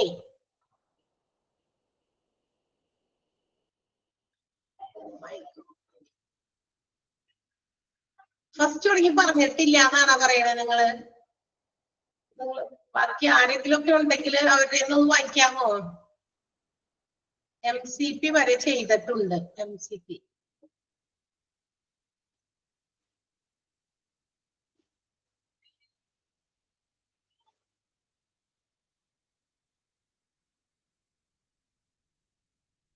ഇവിടെ വരെ ചെയ്തിട്ടുണ്ടെന്നാണ് പറയണേ. അപ്പൊ ഇവിടെ നിങ്ങൾ താഴോട്ട് പറയാനുള്ളൂ. ഐ തിങ്ക് അതിന് മുമ്പ് പറഞ്ഞിട്ടുണ്ട്. നിങ്ങള് ഇവിടെ നിന്ന് ഞാനിപ്പോ ഇനിയിപ്പോ കുറച്ച് ഉള്ളൂ. കാരണം ഇപ്പൊ പറഞ്ഞത് ഇന്ന് പറഞ്ഞത് നമ്മൾ ഓൾറെഡി അടയാളപ്പെടുത്തിയല്ലോ. അപ്പൊ ഇതൊന്ന് പറയാം. അപ്പൊ ചെയ്തിട്ടുണ്ട് എന്നാ പറയണേ കേട്ടോ. അപ്പൊ ബാക്കിയുള്ളവർക്ക് ഒന്ന് മാർക്ക് ചെയ്യാനായിട്ട് ഒന്ന് അശ്വതി ഒന്ന് പറഞ്ഞു കൊടുക്കാം കേട്ടോ. അത് കഴിഞ്ഞിട്ടുള്ളത് കിട്ടിയില്ലെങ്കിൽ മാത്രം അടുത്ത ദിവസം ഞാൻ പറഞ്ഞുതരാം. അടുത്ത ദിവസം അല്ലെങ്കിൽ ഞാനിപ്പോ എന്തായാലും അടുത്ത ചാപ്റ്റർ ചെയ്ത് തുടങ്ങാന്ന് വിചാരിച്ചിട്ട്. കാരണം ഒരു അരമണിക്കൂറെങ്കിലും കൂടുതൽ ചെയ്തല്ലേ. നമ്മള് ഇത്രയും എടുക്കുന്നത് നമുക്ക് തീർത്താൽ നമുക്ക് കൂടുതൽ സമയം കിട്ടും പഠിക്കാനും ഒക്കെ ആയിട്ട്. Okay, medical command post MCP തുടങ്ങി നമുക്ക് പറയാം. എസ്റ്റാബ്ലിഷ്മെന്റ് ഓഫ് MCP എന്ന് പറയുന്ന ഒരു ഫസ്റ്റ് സെന്റൻസ് തന്നെ അണ്ടർലൈൻ ചെയ്യാം. ടോട്ടൽ ഡിസാസ്റ്റർ പ്ലാനിൽ വേണ്ടി വരുന്ന ഒരു ഇതാണ് മെഡിക്കൽ കമാൻഡ് പോസ്റ്റ് എന്ന് പറയുന്നത്. Establishment of A medical command post MCP underline ചെയ്യാം.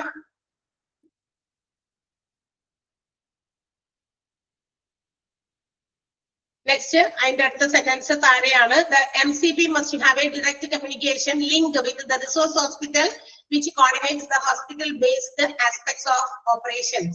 ആ സെന്റൻസ് മാർക്ക് ചെയ്യാം.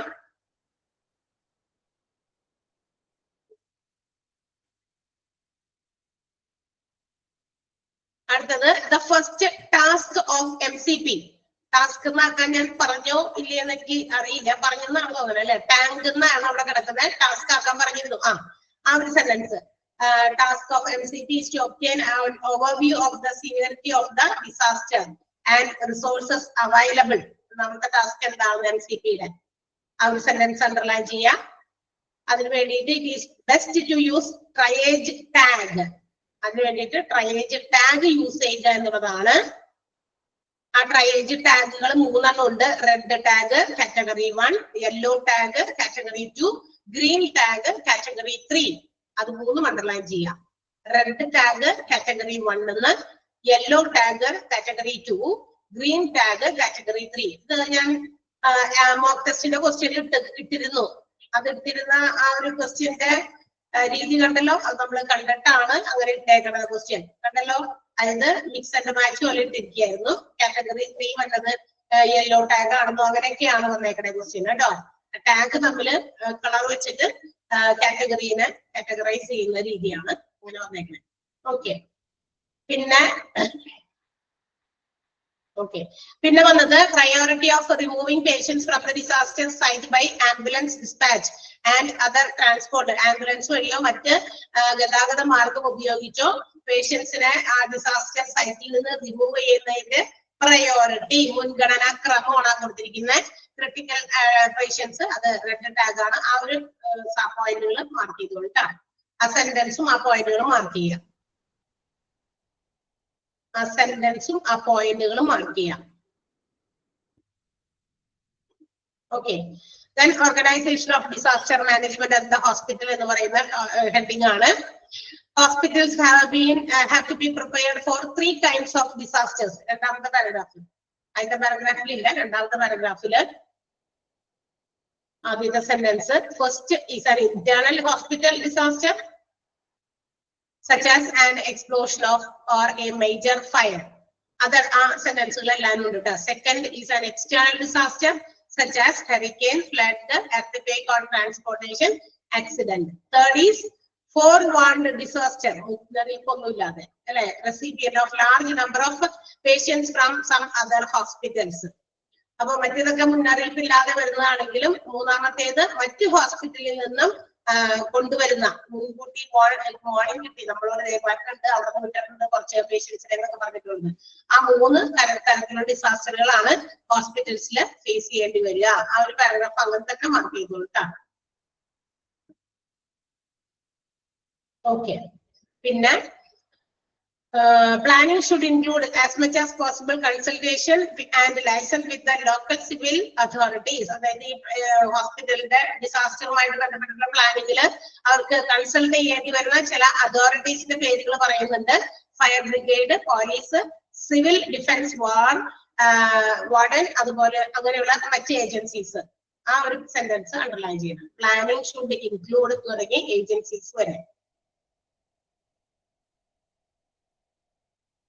പിന്നെ foaming A disaster management committee, ആ കമ്മിറ്റിയിൽ ആരൊക്കെ ഉണ്ടായിട്ടുള്ളൂ എന്നൊക്കെ ഉള്ളത് നമ്മൾ പറഞ്ഞിട്ടുണ്ട്, ഓപ്റ്റസിൽ ഓൾറെഡി ഉണ്ട് അത്. To execute the disaster plan should have a disaster committee. ആരൊക്കെയാണ്?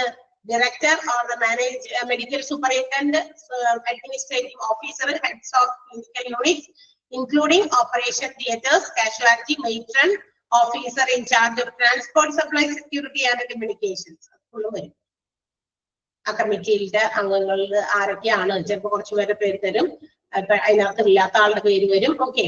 പിന്നെ ഡിസാസ്റ്റർ പ്ലാൻ പ്രിപ്പയർ ചെയ്യുന്നത്, അതായത് ഡിസാസ്റ്റർ കമ്മിറ്റിയുടെ ഏറ്റവും പ്രധാനമായിട്ടുള്ള പ്രൈമറി ടാസ്ക് ആണ്. ആ സെന്റൻസ് അണ്ടർലൈൻ ചെയ്യുന്നത്, primary task of disaster committee is to access the situation of the hospital, its capabilities, strengths and also weakness, available resource, and prepare a disaster plan for managing sudden influx of casualties on a mass scale. ആ sentence അങ്ങനെ തന്നെ underline ചെയ്യാം. പിന്നെ അതിന്റെ essentials പറയുന്നുണ്ട് ഓരോ പോയിന്റുകളായിട്ട്, അതും underline ചെയ്യണം. അത്യാവശ്യം വേണ്ട എന്താ പറയാ ചില കാര്യങ്ങൾ, പോയിന്റുകൾ അതിൽ നിന്ന് ചോദിക്കാറുണ്ട്.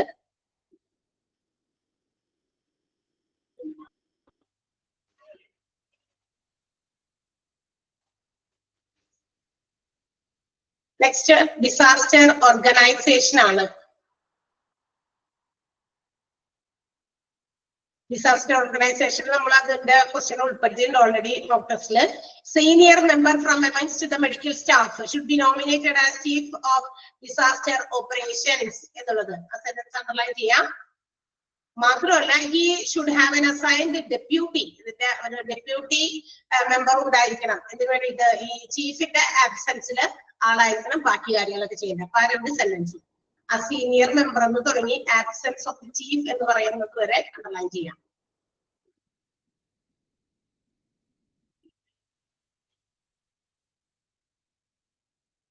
ഇനി ഈ പറയുന്ന താഴെ പറയുന്ന ചില കാര്യങ്ങളുണ്ട്, സേവനങ്ങളൊക്കെ നടപ്പിലാക്കാൻ വേണ്ടിയിട്ട് കുറച്ച് റെസ്പോൺസിബിൾ ആയിട്ടുള്ള പേഴ്സണൽസ്, കുറച്ച് ജോലിക്കാരെ ആ ഒരു ഡിസാസ്റ്റർ പ്ലാനിൽ താൽക്കാലികമായിട്ട് നിയമിക്കണം. റെക്കോർഡുകൾ കൃത്യമായി സൂക്ഷിക്കാൻ, കമ്മ്യൂണിക്കേഷന്റെ കാര്യങ്ങൾക്ക് വേണ്ടിയിട്ട് എഞ്ചിനീയറിംഗ് ആൻഡ് മെയിൻ്റനൻസ്, സപ്ലൈ സാധനങ്ങളും മെഡിസിൻസ് ആയിക്കോട്ടെ മറ്റു സാധനങ്ങളായിക്കോട്ടെ സപ്ലൈ ചെയ്യാൻ വേണ്ടിയിട്ട് അത് എന്താ പറയാ കൈകാര്യം ചെയ്യുന്ന ജോലിക്കാരൻ, ഈ ജോലിക്കാരി ട്രാൻസ്പോർട്ടേഷൻ കാര്യങ്ങൾ നോക്കാൻ വേണ്ടിയിട്ട്, സെക്യൂരിറ്റി സംബന്ധമായ കാര്യങ്ങൾ നോക്കാൻ, മറ്റ് അഡ്മിനിസ്ട്രേറ്റീവ് ആയിട്ടുള്ള കാര്യങ്ങളൊക്കെ നോക്കാൻ വേണ്ടിയിട്ട്. ഓക്കെ, അത് ഇമ്പോർട്ടന്റ് ആണ്.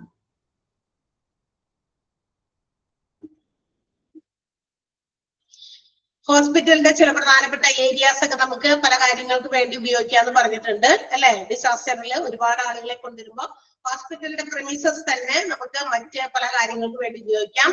അതായത് ട്രയേജ് ഏരിയ, ഹോസ്പിറ്റലിലെ പേഷ്യൻസിനെ നമുക്ക് സോർട്ട് ചെയ്യാനുള്ള ഏരിയ, റിസീവിംഗ് ആൻഡ് സോർട്ടിങ്ങിനൊക്കെ വേണ്ടി, ഫസ്റ്റ് എയ്ഡ് കൊടുക്കാൻ വേണ്ടിയിട്ടുള്ള പർട്ടിക്കുലർ സ്ഥലം, പിന്നെ ഹോൾഡിംഗ് വാർഡ് പോലെ ഉണ്ടാക്കാൻ വേണ്ടിയിട്ട്, ട്രീറ്റ്മെന്റിനും നഴ്സിംഗിനും വേണ്ടിയിട്ട്, ഫാർമസിയിലെയും മെഡിക്കൽ സ്റ്റോറിന് വേണ്ടിയിട്ട്, ടെമ്പററി മോർഗ്, ഇത് ഡെഡ് ബോഡീസ് ഹോൾഡ് ചെയ്യാൻ വേണ്ടിയിട്ട്, സ്റ്റോർ ചെയ്യാൻ വേണ്ടി, ഡീകണ്ടാമിനേഷന് വേണ്ടിയിട്ടുള്ള ഏരിയാസ്, ഇതൊക്കെ അവിടെ താൽക്കാലികമായിട്ട് നമുക്ക് എവിടെയെങ്കിലൊക്കെ ഉണ്ടാക്കാവുന്നതാണ്.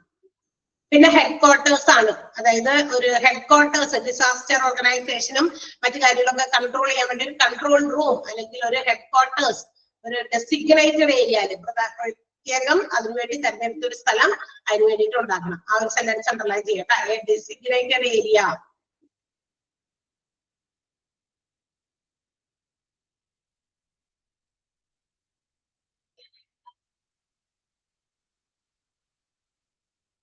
ഓക്കെ,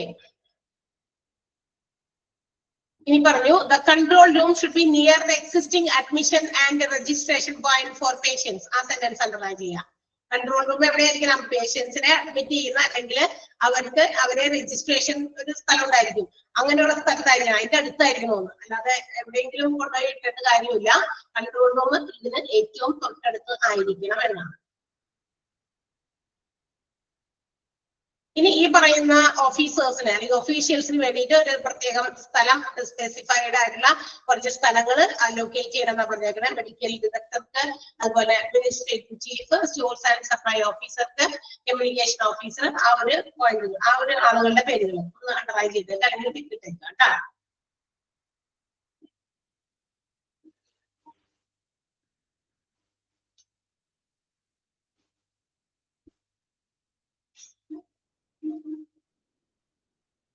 പിന്നെ ഒരു ഇഷ്യൂയിങ് ഡിസാസ്റ്റർ അലേർട്ട്, ഒരു അലേർട്ട് എങ്ങനെയാണ് നമ്മൾ ഡിസാസ്റ്ററിന്റെ ഒരു അലേർട്ട് ആളുകളിലേക്ക് എത്തിക്കുന്നത്. ഹോസ്പിറ്റലിൽ ഒരു എന്തെങ്കിലും ഡിസാസ്റ്റർ നടന്ന കാര്യത്തെ കുറിച്ച് ഇൻഫോർമേഷൻ കിട്ടിക്കഴിഞ്ഞാൽ അത് ഹോസ്പിറ്റലിലെ മറ്റു ഡിപ്പാർട്ട്മെന്റുകളിലേക്കൊക്കെ ആ ഇൻഫോർമേഷൻ പാസ് ചെയ്യണം. അതൊരു crisp and short telephonic message ആയിരിക്കണം അല്ലെ, വളരെ ക്ലിയർ കട്ട് ആയിട്ടും അതുപോലെ തന്നെ വളരെ ഷോർട്ട് ആയിട്ടും, വളരെ നീട്ടിപ്പിടിച്ച് കഥയൊക്കെ പറയേണ്ട ആവശ്യമൊന്നുമില്ല. ക്രിസ്പ് ആൻഡ് ക്ലിയർ ആയിരിക്കണം, ഷോർട്ട് ആയിരിക്കണം, മനസ്സിലായി? അതുപോലെ ഒരു ടെലഫോണിക് മെസ്സേജ് ആയിരിക്കണം ആളുകൾക്ക് പ്രൊവൈഡ് ചെയ്യേണ്ടത്. അത് സ്വിച്ച് ബോർഡ് ഓപ്പറേറ്റർ ആയിരിക്കണം അത് എന്താ പറയാ കൈകാര്യം ചെയ്യേണ്ടത്. ഓക്കെ, ആ ഒരു സെന്റൻസുകൾ രണ്ടെണ്ണം കൂടി മാർക്ക് ചെയ്യേണ്ടി വരും, എന്നാലേ ഒരുമിച്ച് നിങ്ങൾക്ക് അത് കണക്ട് ചെയ്ത് പറയാം, എന്താ പറയാ മനസ്സിലാക്കി വെക്കാൻ പറ്റുള്ളൂ. ഡിസാസ്റ്റർ അലേർട്ട് ഇഷ്യൂ ചെയ്യുന്നതിന്റെ ആ സെന്റൻസ് കണ്ടോ? The method of alerting everyone about the emergency status should be clearly defined and understood by all. The method could be a short and crisp telephonic message from the switchboard operator which may be read. അപ്പൊ എങ്ങനെയാണ് താഴെ അതിന്റെ ഒരു example നമുക്ക് തന്നിട്ടുണ്ട്, നിങ്ങൾ തന്നെ വായിച്ചു നോക്കിയാൽ മതി. ഓക്കെ,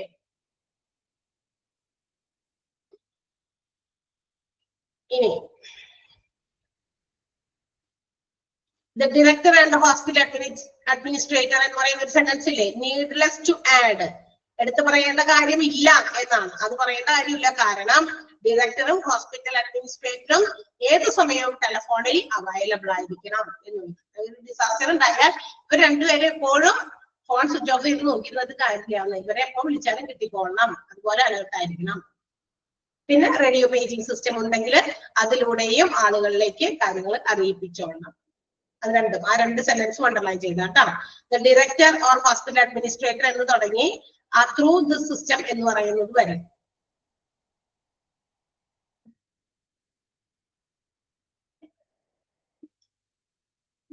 അത്രയും.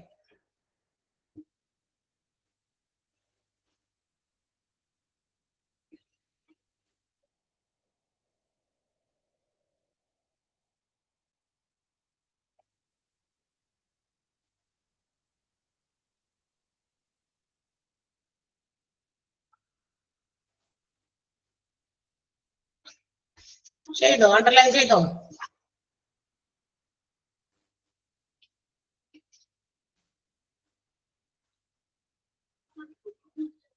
പിന്നെന്താ, activation of disaster plan. Disaster plan activate ചെയ്യുന്നത് ആരാ? Responsibility for the real activation of the plan should be entrusted to a designated individual, the highest level, perhaps the ഏറ്റവും, അതായത് ഹോസ്പിറ്റലിന്റെ ഏറ്റവും തലപ്പത്തിരിക്കുന്ന ഏറ്റവും ഹയസ്റ്റ് ലെവലിൽ ഉള്ള അല്ല അത് വേണ്ട, കുഴപ്പമില്ല, 5 പോയിന്റ്. ഏറ്റവും ഹയസ്റ്റ് ലെവൽ പൊസിഷൻ കീപ്പ് ചെയ്യുന്ന ആ ഒരു ഡെസിഗ്നേറ്റഡ് ഇൻഡിവിജ്വൽ ആയിരിക്കണം ശരിയായിട്ടുള്ള ഡിസാസ്റ്ററിന്റെ ആ ഒരു പ്ലാൻ ആക്ടിവേറ്റ് ചെയ്യാനുള്ള ആഹ്വാനം കൊടുക്കാനുള്ള അധികാരി. ആരാത്? അത് perhaps may be the director of the hospital, hospital administrators നമ്മൾ കേട്ടാ, and the chief of the disaster committee, disaster കമ്മിറ്റിയുടെ ചീഫ് ആയിട്ടിരിക്കുന്ന ആൾ. അപ്പൊ ഇവരിൽ ആരൊക്കെയാണ് ഡിസാസ്റ്ററിന്റെ പ്ലാൻ ആക്ടിവേറ്റ് ചെയ്യാൻ? ഡിസാസ്റ്ററിന്റെ പ്ലാനൊക്കെ നമ്മൾ നേരത്തെ കൂട്ടി ഉണ്ടാക്കി വെച്ചിട്ടുണ്ട്, പക്ഷെ അത് ആക്റ്റീവ് ആക്കാനുള്ള അല്ലെങ്കിൽ ആക്ടിവേറ്റ് ചെയ്തോളൂ എന്നുള്ള ഒരു കാര്യം പുറപ്പെടുവിക്കാനുള്ള ഒരു അധികാരം ഈ പറയുന്ന ആളുകൾക്കാണ്. ആരൊക്കെയാണ്? ഡയറക്ടർ ഓഫ് ദ ഹോസ്പിറ്റൽ ആകാം, ഹോസ്പിറ്റൽ അഡ്മിനിസ്ട്രേറ്റർ ആകാം, അല്ലെങ്കിൽ ചീഫ് ഓഫ് ഡിസാസ്റ്റർ കമ്മിറ്റി ആകാം. ഓക്കെ, ആ സെന്റൻസ് അണ്ടർലൈൻ ചെയ്യാം.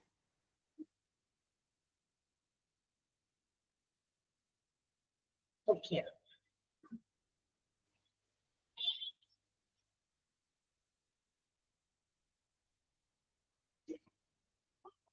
അടുത്തത് റിസപ്ഷൻ ഓഫ് കാഷ്വാലിറ്റീസിൽ ആദ്യത്തെ സെന്റൻസ് ഒന്ന് അണ്ടർലൈൻ ചെയ്യുക. Reception and sorting area should be allocated for the receipt of casualties. Their preliminary sorting out carried out by nature of injuries or illness. ആളുകള് കൂടുതൽ കാഷ്വാലിറ്റീസിലേക്ക് എത്തുമ്പോൾ അവരുടെ ഇഞ്ചുറീസിന്റെ അല്ലെങ്കിൽ അവരുടെ രോഗങ്ങളുടെ സ്വഭാവം മനസ്സിലാക്കി പ്രാഥമികമായിട്ട് അവരെന്ത് ചെയ്യേണ്ടി വരും? സോർട്ടിങ് ചെയ്യേണ്ടി വരും. അതിനു വേണ്ടിയിട്ട് ഒരു സോർട്ടിംഗ് ഏരിയ അല്ലെങ്കിൽ ഒരു റിസപ്ഷൻ എന്തായാലും ഹോസ്പിറ്റലിൽ ഉണ്ടായിരിക്കണം. അതാണ് പറഞ്ഞിരിക്കുന്നത്.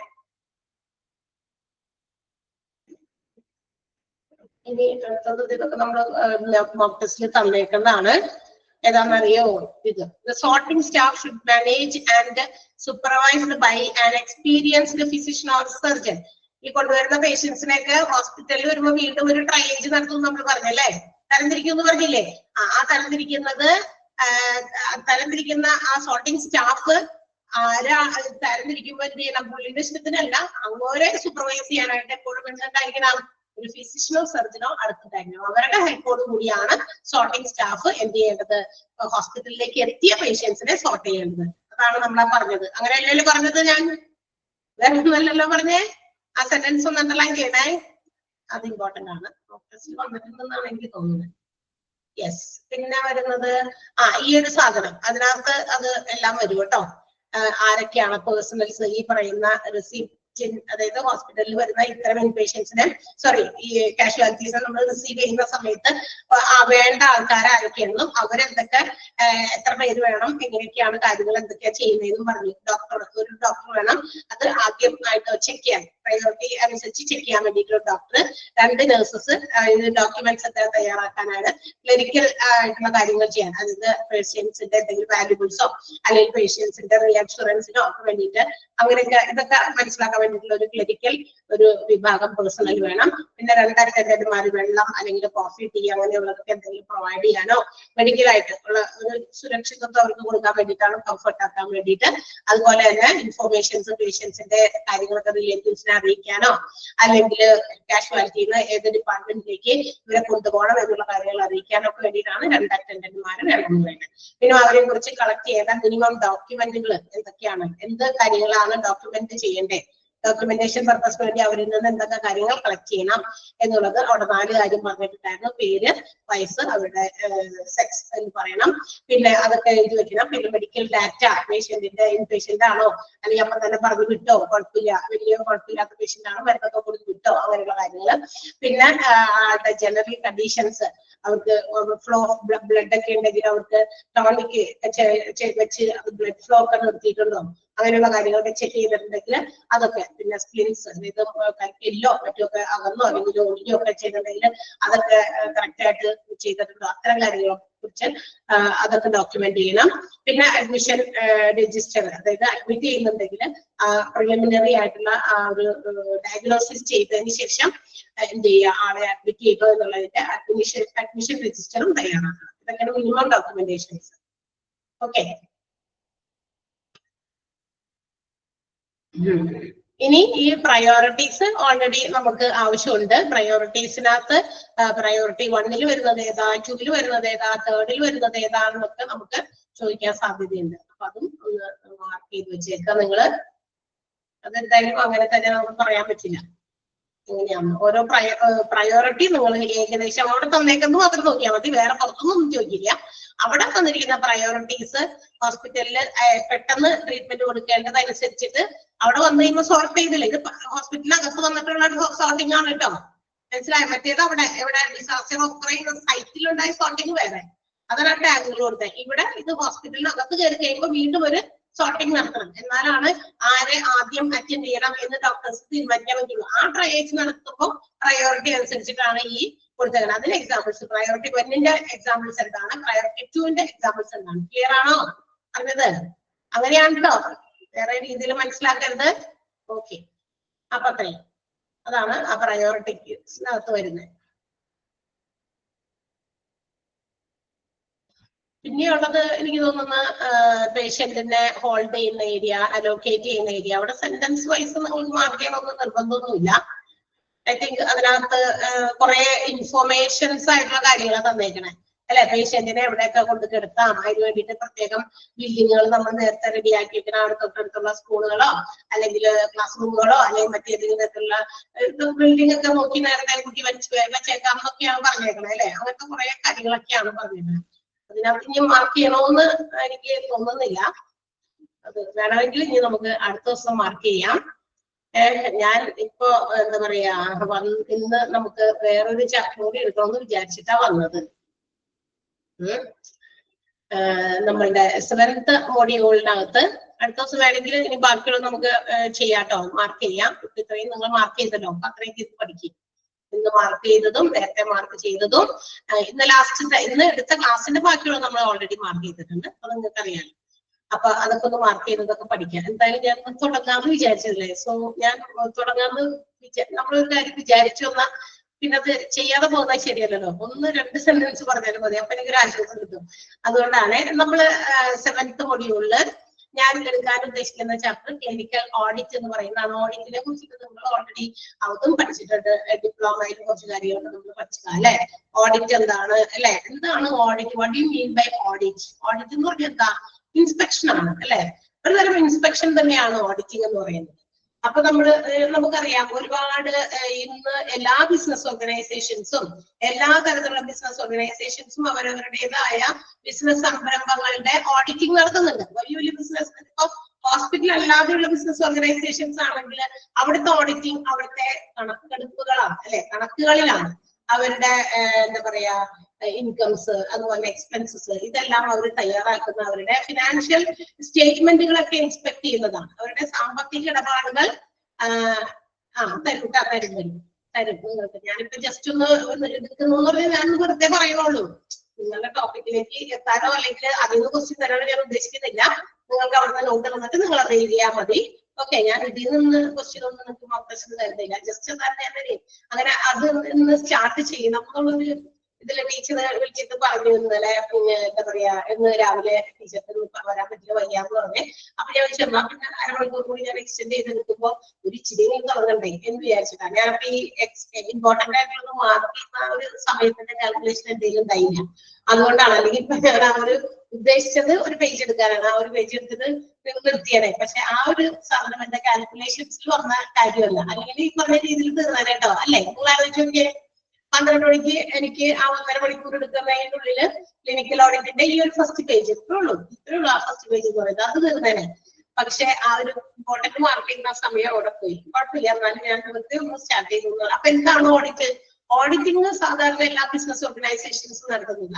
എല്ലാ ബിസിനസ് ഓർഗനൈസേഷൻസും അവരുടെ ഡേ ടു ഡേ അഫയേഴ്സ്, ഓരോ ദിവസവും നടക്കുന്ന കാര്യങ്ങളൊക്കെ, കണക്ക് സംബന്ധമായിട്ടുള്ള കാര്യങ്ങളൊക്കെ അവർ എന്ത് ചെയ്യും? റെക്കോർഡ് ചെയ്തിരിക്കും അല്ലെ. ഓഡിറ്റിംഗ് എന്താണ്? കൊമേഴ്സ് എടുത്ത ആളുകളൊക്കെ ഉണ്ടെങ്കിൽ അവരോട് പറയേണ്ട ആവശ്യമില്ല. കാരണം കണക്കുകളെ പരിശോധിക്കുക അല്ലെ. എന്തിനാ കണക്കുകൾ പരിശോധിക്കുന്നത്? എന്താ കണക്കുകൾ പരിശോധിക്കുന്നത്? അതിന്റെ ആവശ്യകത എന്താ? അതായത് നമുക്ക് ഏതെങ്കിലും രീതിയിൽ അല്ലെ, ഏതെങ്കിലും മേഖലകളിൽ അല്ലെങ്കിൽ ഏതെങ്കിലും ഒരു കാര്യത്തിൽ നമുക്ക് കൂടുതൽ ചെലവുകളോ മറ്റു കാര്യങ്ങളോ ഒക്കെ ഉണ്ടെങ്കിൽ അതൊക്കെ കുറെയൊക്കെ കൺട്രോൾ ചെയ്ത് മാനേജ് ചെയ്ത് കൊണ്ടുപോകാൻ പറ്റുമോ എന്ന് നോക്കാൻ അല്ലെ. അത്തരം ചെലവൊക്കെ അത് കൂടുതലാണല്ലോ. അതിന് നമുക്ക് മാക്സിമം അത് കുറയ്ക്കാൻ പറ്റുന്ന ഒരു ചെലവായിരുന്നു. സോ നമുക്കത് കൺട്രോൾ ചെയ്യണം എന്നുള്ള ഒരു ഡിസിഷനിലേക്ക് എത്താൻ അല്ലെ. ഫ്യൂച്ചർ പ്ലാനിങ്ങിന് ഓഡിറ്റിംഗ് വളരെ അത്യാവശ്യമാണ് അല്ലെ. ഏത് ഓർഗനൈസേഷനെ സംബന്ധിച്ചും ഫ്യൂച്ചറിൽ നമുക്ക് അടുത്ത ഒരു ഫിനാൻഷ്യൽ ഇയറിൽ അല്ലെങ്കിൽ അടുത്ത ഒരു സാമ്പത്തിക വർഷത്തിൽ നമ്മൾ ഉദ്ദേശിക്കുന്ന രീതിയിൽ നമ്മുടെ പ്രോഫിറ്റിലേക്ക്, നമ്മുടെ ലാഭത്തിലേക്ക് എത്താൻ നമുക്ക് ഇന്ന കാര്യങ്ങൾ മാക്സിമം കുറയ്ക്കാം, ഇന്ന രീതിയിലുള്ള ടെക്നോളജീസ് നമുക്ക് ഇൻക്രീസ് ചെയ്യാം അല്ലെ. കൂടുതൽ കസ്റ്റമേഴ്സിനെ നമുക്ക് ഉൾപ്പെടുത്താം, അല്ലെങ്കിൽ നമ്മുടെ കസ്റ്റമേഴ്സാക്കി നമുക്ക് മാറ്റാം, ചില മാറ്റങ്ങൾ നമ്മൾ വരുത്തിയാൽ എന്നൊക്കെ ഒരു ഡിസിഷനിലേക്ക് എത്തണമെങ്കിൽ ഈ പറയുന്ന കണക്കുകളും മറ്റു കാര്യങ്ങളൊക്കെ കൃത്യമായി എഴുതി സൂക്ഷിക്കുകയും അത് വർഷം ഓഡിറ്റ് ചെയ്യുകയും വേണം അല്ലെ. ഇയർലി ഒരു പ്രൊസീജിയർ ആണ് ഓഡിറ്റിംഗ് എന്ന് പറയുന്നത്. എല്ലാ ദിവസവും ഓഡിറ്റ് ചെയ്യണ്ട. ഇന്നലെ കണക്ക് എഴുതി വെച്ചു, ഇന്ന് പോയിട്ട് അത് പരിശോധിക്കേണ്ട ആവശ്യമില്ല. ഒരു വർഷത്തിന്റെ അവസാനം കണക്കെടുപ്പുകളുടെ ഒരു ക്ലോസിംഗ് ഡേറ്റ് ഒക്കെ ഉണ്ട്. ഫിനാൻഷ്യൽ ഇയർ ഒക്കെ ക്ലോസ് ചെയ്യുന്നത് മേ ബി March 31st. തീർച്ചയായിട്ടും അത് എല്ലാ ബിസിനസ് ഓർഗനൈസേഷനെ സംബന്ധിച്ച് ബാങ്കിന്റെ ഒരു കണക്കെടുപ്പ് ദിവസമാണെന്നൊക്കെ പറയും അല്ലെ. March 31st ആണ്.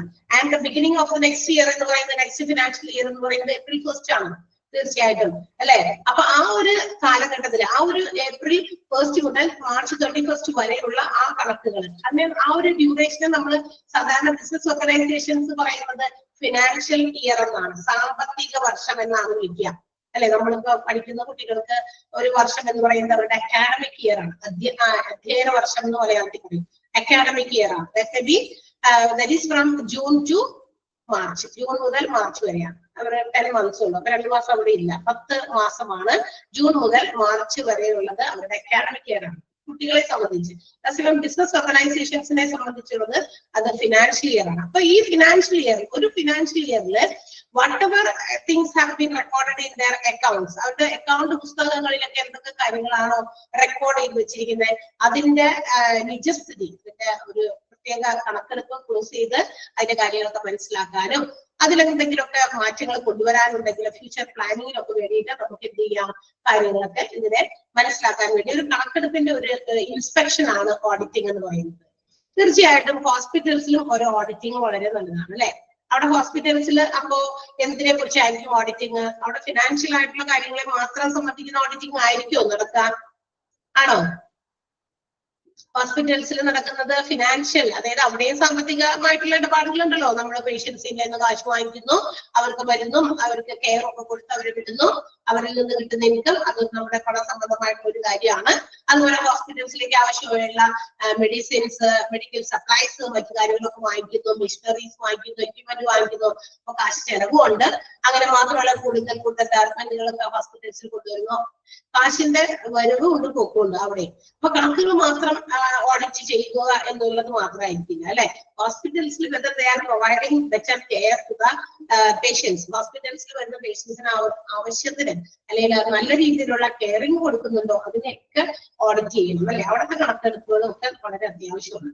അപ്പൊ ഇവിടെ നമ്മൾ ആ ഒരു രീതിയിലുള്ള ഓഡിറ്റിംഗ് ആണ് നമ്മൾ പഠിക്കുന്നത്. ക്ലിനിക്കൽ ഓഡിറ്റ് എന്ന് പറയുന്നത്, the word audit, ഓഡിറ്റ് എന്ന് പറയുന്നത് ലാറ്റിൻ വെർബിൽ നിന്നും ഒറിജിനേറ്റ് ചെയ്ത ഒരു വേർഡാണ്. ഓഡിറ്റ് എന്ന് പറയുന്നത് ഓഡിയോ, ലാറ്റിൻ വെർബായിട്ടുള്ള ഓഡിയോ. ഓഡിയോ എന്ന് പറഞ്ഞാൽ എന്താ? അല്ലെ, കേൾക്കുക. ഓഡിയോ എന്ന് പറഞ്ഞാൽ നമ്മൾ അറിയാം, നമ്മൾ കേൾക്കുന്നതിനെയാണ് നമ്മൾ ഓഡിയോ എന്ന് വിളിക്കുക. അത് ലാറ്റിൻ വെർബിൽ നിന്നാണ് ഒരു ഓഡിറ്റ് എന്ന് പറയുന്ന വേർഡ് ഉണ്ടായത്. ആ ലാറ്റിൻ വെർബിന്റെ വേർഡിന്റെ മീനിങ് ആണ് ഏത്? ടു ഹിയർ എന്ന് പറയുന്നത്. പക്ഷേ ടു ഹിയർ എന്ന് പറഞ്ഞാൽ ടു ലിസൺ എന്നൊക്കെ നമുക്ക് പറയാം, അങ്ങനെയൊക്കെ ഉണ്ട്. ഇനി അതോടൊപ്പം തന്നെ കേൾക്കുക അല്ലെങ്കിൽ കാണുക, അത് മനസ്സിലാക്കുക, ലിസൺ ശ്രദ്ധിക്കുക എന്നുള്ളതോടൊപ്പം തന്നെ ഒരു ആക്ഷൻ ഓഫ് ഇൻവെസ്റ്റിഗേഷനും കൂടി അതിനകത്ത് വരുന്നുണ്ട്. അല്ലെങ്കിൽ ഇന്റർവേഷൻ ഓഫ് ദ ജുഡീഷ്യറി എന്ന് പറഞ്ഞു കഴിഞ്ഞിട്ടുണ്ടെങ്കിൽ ജുഡീഷ്യറിയുടെ ചോദ്യം ചെയ്യൽ എന്ന് പറഞ്ഞാൽ എന്താ? ഇന്റർവേഷൻ ഓഫ് ജുഡീഷ്യറി എന്ന് പറഞ്ഞാൽ അതിനിപ്പോ ചിലപ്പോൾ ചില കാര്യങ്ങളൊക്കെ കണക്കുകളെ സംബന്ധിച്ചിട്ടുള്ള കാര്യങ്ങളൊക്കെ ഇവർ നോക്കുമ്പോൾ പരിശോധിക്കുന്ന സമയത്ത് അവർക്ക് എന്താ പറയാ, ഇൻവെസ്റ്റിഗേറ്റ് ചെയ്യുന്ന സമയത്ത് ചില സംശയങ്ങളൊക്കെ ഉണ്ടായിരിക്കാം. അപ്പൊ അതിനനുസരിച്ചുള്ള മറുപടികൾ കൂടി നമ്മൾ കൊടുക്കേണ്ടി വരും. അപ്പൊ ശ്രദ്ധിച്ച് മനസ്സിലാക്കി അത് ഇൻവെസ്റ്റിഗേറ്റ് ചെയ്യുന്നതോടൊപ്പം whatever questions they ask, അവർ ചോദിക്കുന്ന ചോദ്യങ്ങൾക്ക് മറുപടി കൂടി കൊടുത്തു പോകണം അല്ലെ. അപ്പൊ കണക്കുകളൊക്കെ എഴുതി സൂക്ഷിക്കുമ്പോൾ ആ കണക്കുകളിൽ എന്തെങ്കിലും തരത്തിലുള്ള സംശയങ്ങൾ, ഡൗട്ട്സ് ഒക്കെ ഉണ്ടെങ്കിൽ അത് ക്ലിയർ ചെയ്ത് പോകുന്നു, അതാണ് ഉദ്ദേശിക്കുന്നത്. അപ്പൊ ഇതൊക്കെ ആ ഒരു ലാറ്റിൻ വെർബിന്റെ മീനിങ് ആണ്. എന്നാൽ നമ്മുടെ ഇംഗ്ലീഷ് ഡിക്ഷണറി അല്ലെങ്കിൽ ഇംഗ്ലീഷ് വൊക്കാബുലറിയിലേക്ക് വരുമ്പോൾ ഓഡിറ്റ് എന്ന് പറയുന്നതിന്റെ മീനിങ് എന്ന് പറയുന്നത് official inspection of organisations accounts. ഒരു ഓർഗനൈസേഷൻ, ഒരു ബിസിനസ് സംരംഭത്തിന്റെ കണക്കുകളെ എന്താ പറയാ, ഔദ്യോഗികമായിട്ട് ഇൻസ്പെക്ട് ചെയ്യുക, പരിശോധിക്കുക. എന്ത്? ആരാണ് പരിശോധിക്കുന്നത്? By an independent agency. ഏതെങ്കിലും ഒരു ഇൻഡിപെൻഡന്റ് ഏജൻസി അല്ലെങ്കിൽ ഒരു ഇൻഡിപെൻഡന്റ് ബോഡി ഒരു ഓർഗനൈസേഷന്റെ കണക്ക് പുസ്തകങ്ങളെയും കണക്കുകളെയും മറ്റും പരിശോധിക്കുന്ന ഒരു ഔദ്യോഗികമായിട്ടുള്ള ഒരു പരിശോധന, അതിനെയാണ് നമ്മൾ എന്ത് വിളിക്കുക? ഓഡിറ്റ് എന്ന് വിളിക്കുക. അപ്പൊ ഔദ്യോഗികമായിട്ടാണ്, ഒഫീഷ്യൽ ആണ്.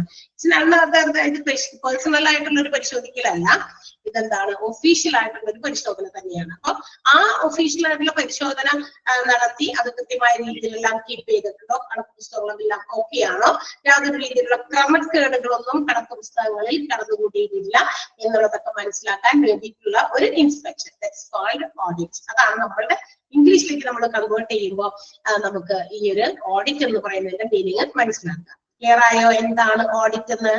ഓഡിറ്റ് വേർഡ് അതൊരു ലാറ്റിൻ വെർബിൽ നിന്നാണ് ഉണ്ടായത്. ടു ഹിയർ, കേൾക്കുക, ടു ലിസൺ, ശ്രദ്ധിക്കുക, ആൻഡ് ഓൾസോ അതിനോടൊപ്പം തന്നെ ആക്ഷൻ ഓഫ് ഇൻവെസ്റ്റിഗേഷൻ, ഒരു പരിശോധനയുടെ ഒരു പ്രവൃത്തി, ഒരു പരിശോധിക്കലും. അത് ചോദ്യം ചെയ്യലിലൂടെ പരിശോധിക്കലാണ്. ചിലപ്പോൾ കാര്യങ്ങളിൽ എന്തെങ്കിലും സംശയം ഉണ്ടാകും, വ്യക്തത കുറവുണ്ടാകും കണക്കുകളിലൊക്കെ അല്ലെ. നമ്മൾക്കായാലും എന്തെങ്കിലുമൊക്കെ നമ്മൾ ചെറിയ നമ്മുടെ വീട്ടിലുള്ള ചില കണക്കുകളൊക്കെ ആരെങ്കിലും ആയിട്ട് പറഞ്ഞാൽ നമ്മൾക്ക് പൈസ തന്ന് നമ്മൾ കാര്യങ്ങളൊക്കെ മാനേജ് ചെയ്ത് കൊണ്ടുപോകുമ്പോൾ ചില കണക്കുകളിൽ എന്തെങ്കിലും സംശയങ്ങൾ ചിലപ്പോൾ അങ്ങോട്ടും ഇങ്ങോട്ടും പറയും, ഹസ്ബൻഡ് വൈഫ് തമ്മിലൊക്കെ അങ്ങോട്ടും ഇങ്ങോട്ടും ഷെയർ ചെയ്യും. അപ്പൊ അതെന്തിനാണ് എപ്പോഴും ഉപയോഗിച്ച് അതെവിടെ പോയി ആ കാശ് എന്നൊക്കെ ചോദിക്കുമ്പോൾ നമ്മളത് ക്ലിയർ ചെയ്യും. അപ്പൊ ചോദ്യം ഇൻസ്പെക്ട് ചെയ്യുന്ന ഒരു ഓഡിറ്റിംഗ് നമ്മളിലും നടക്കുന്നുണ്ട്. ഓക്കെ, നമ്മൾ അറിയാതെ നടക്കുന്ന ഒരു ഓഡിറ്റിംഗ് നമ്മുടെ വീടുകളിൽ നടത്താറുണ്ട്. ഓക്കെ, അത് ഇതുപോലെ കുറച്ച് വലിയ രീതിയിൽ നടക്കുന്നു എന്നുള്ളതാണ് ബിസിനസ് ഓർഗനൈസേഷൻസിനെ സംബന്ധിച്ച്.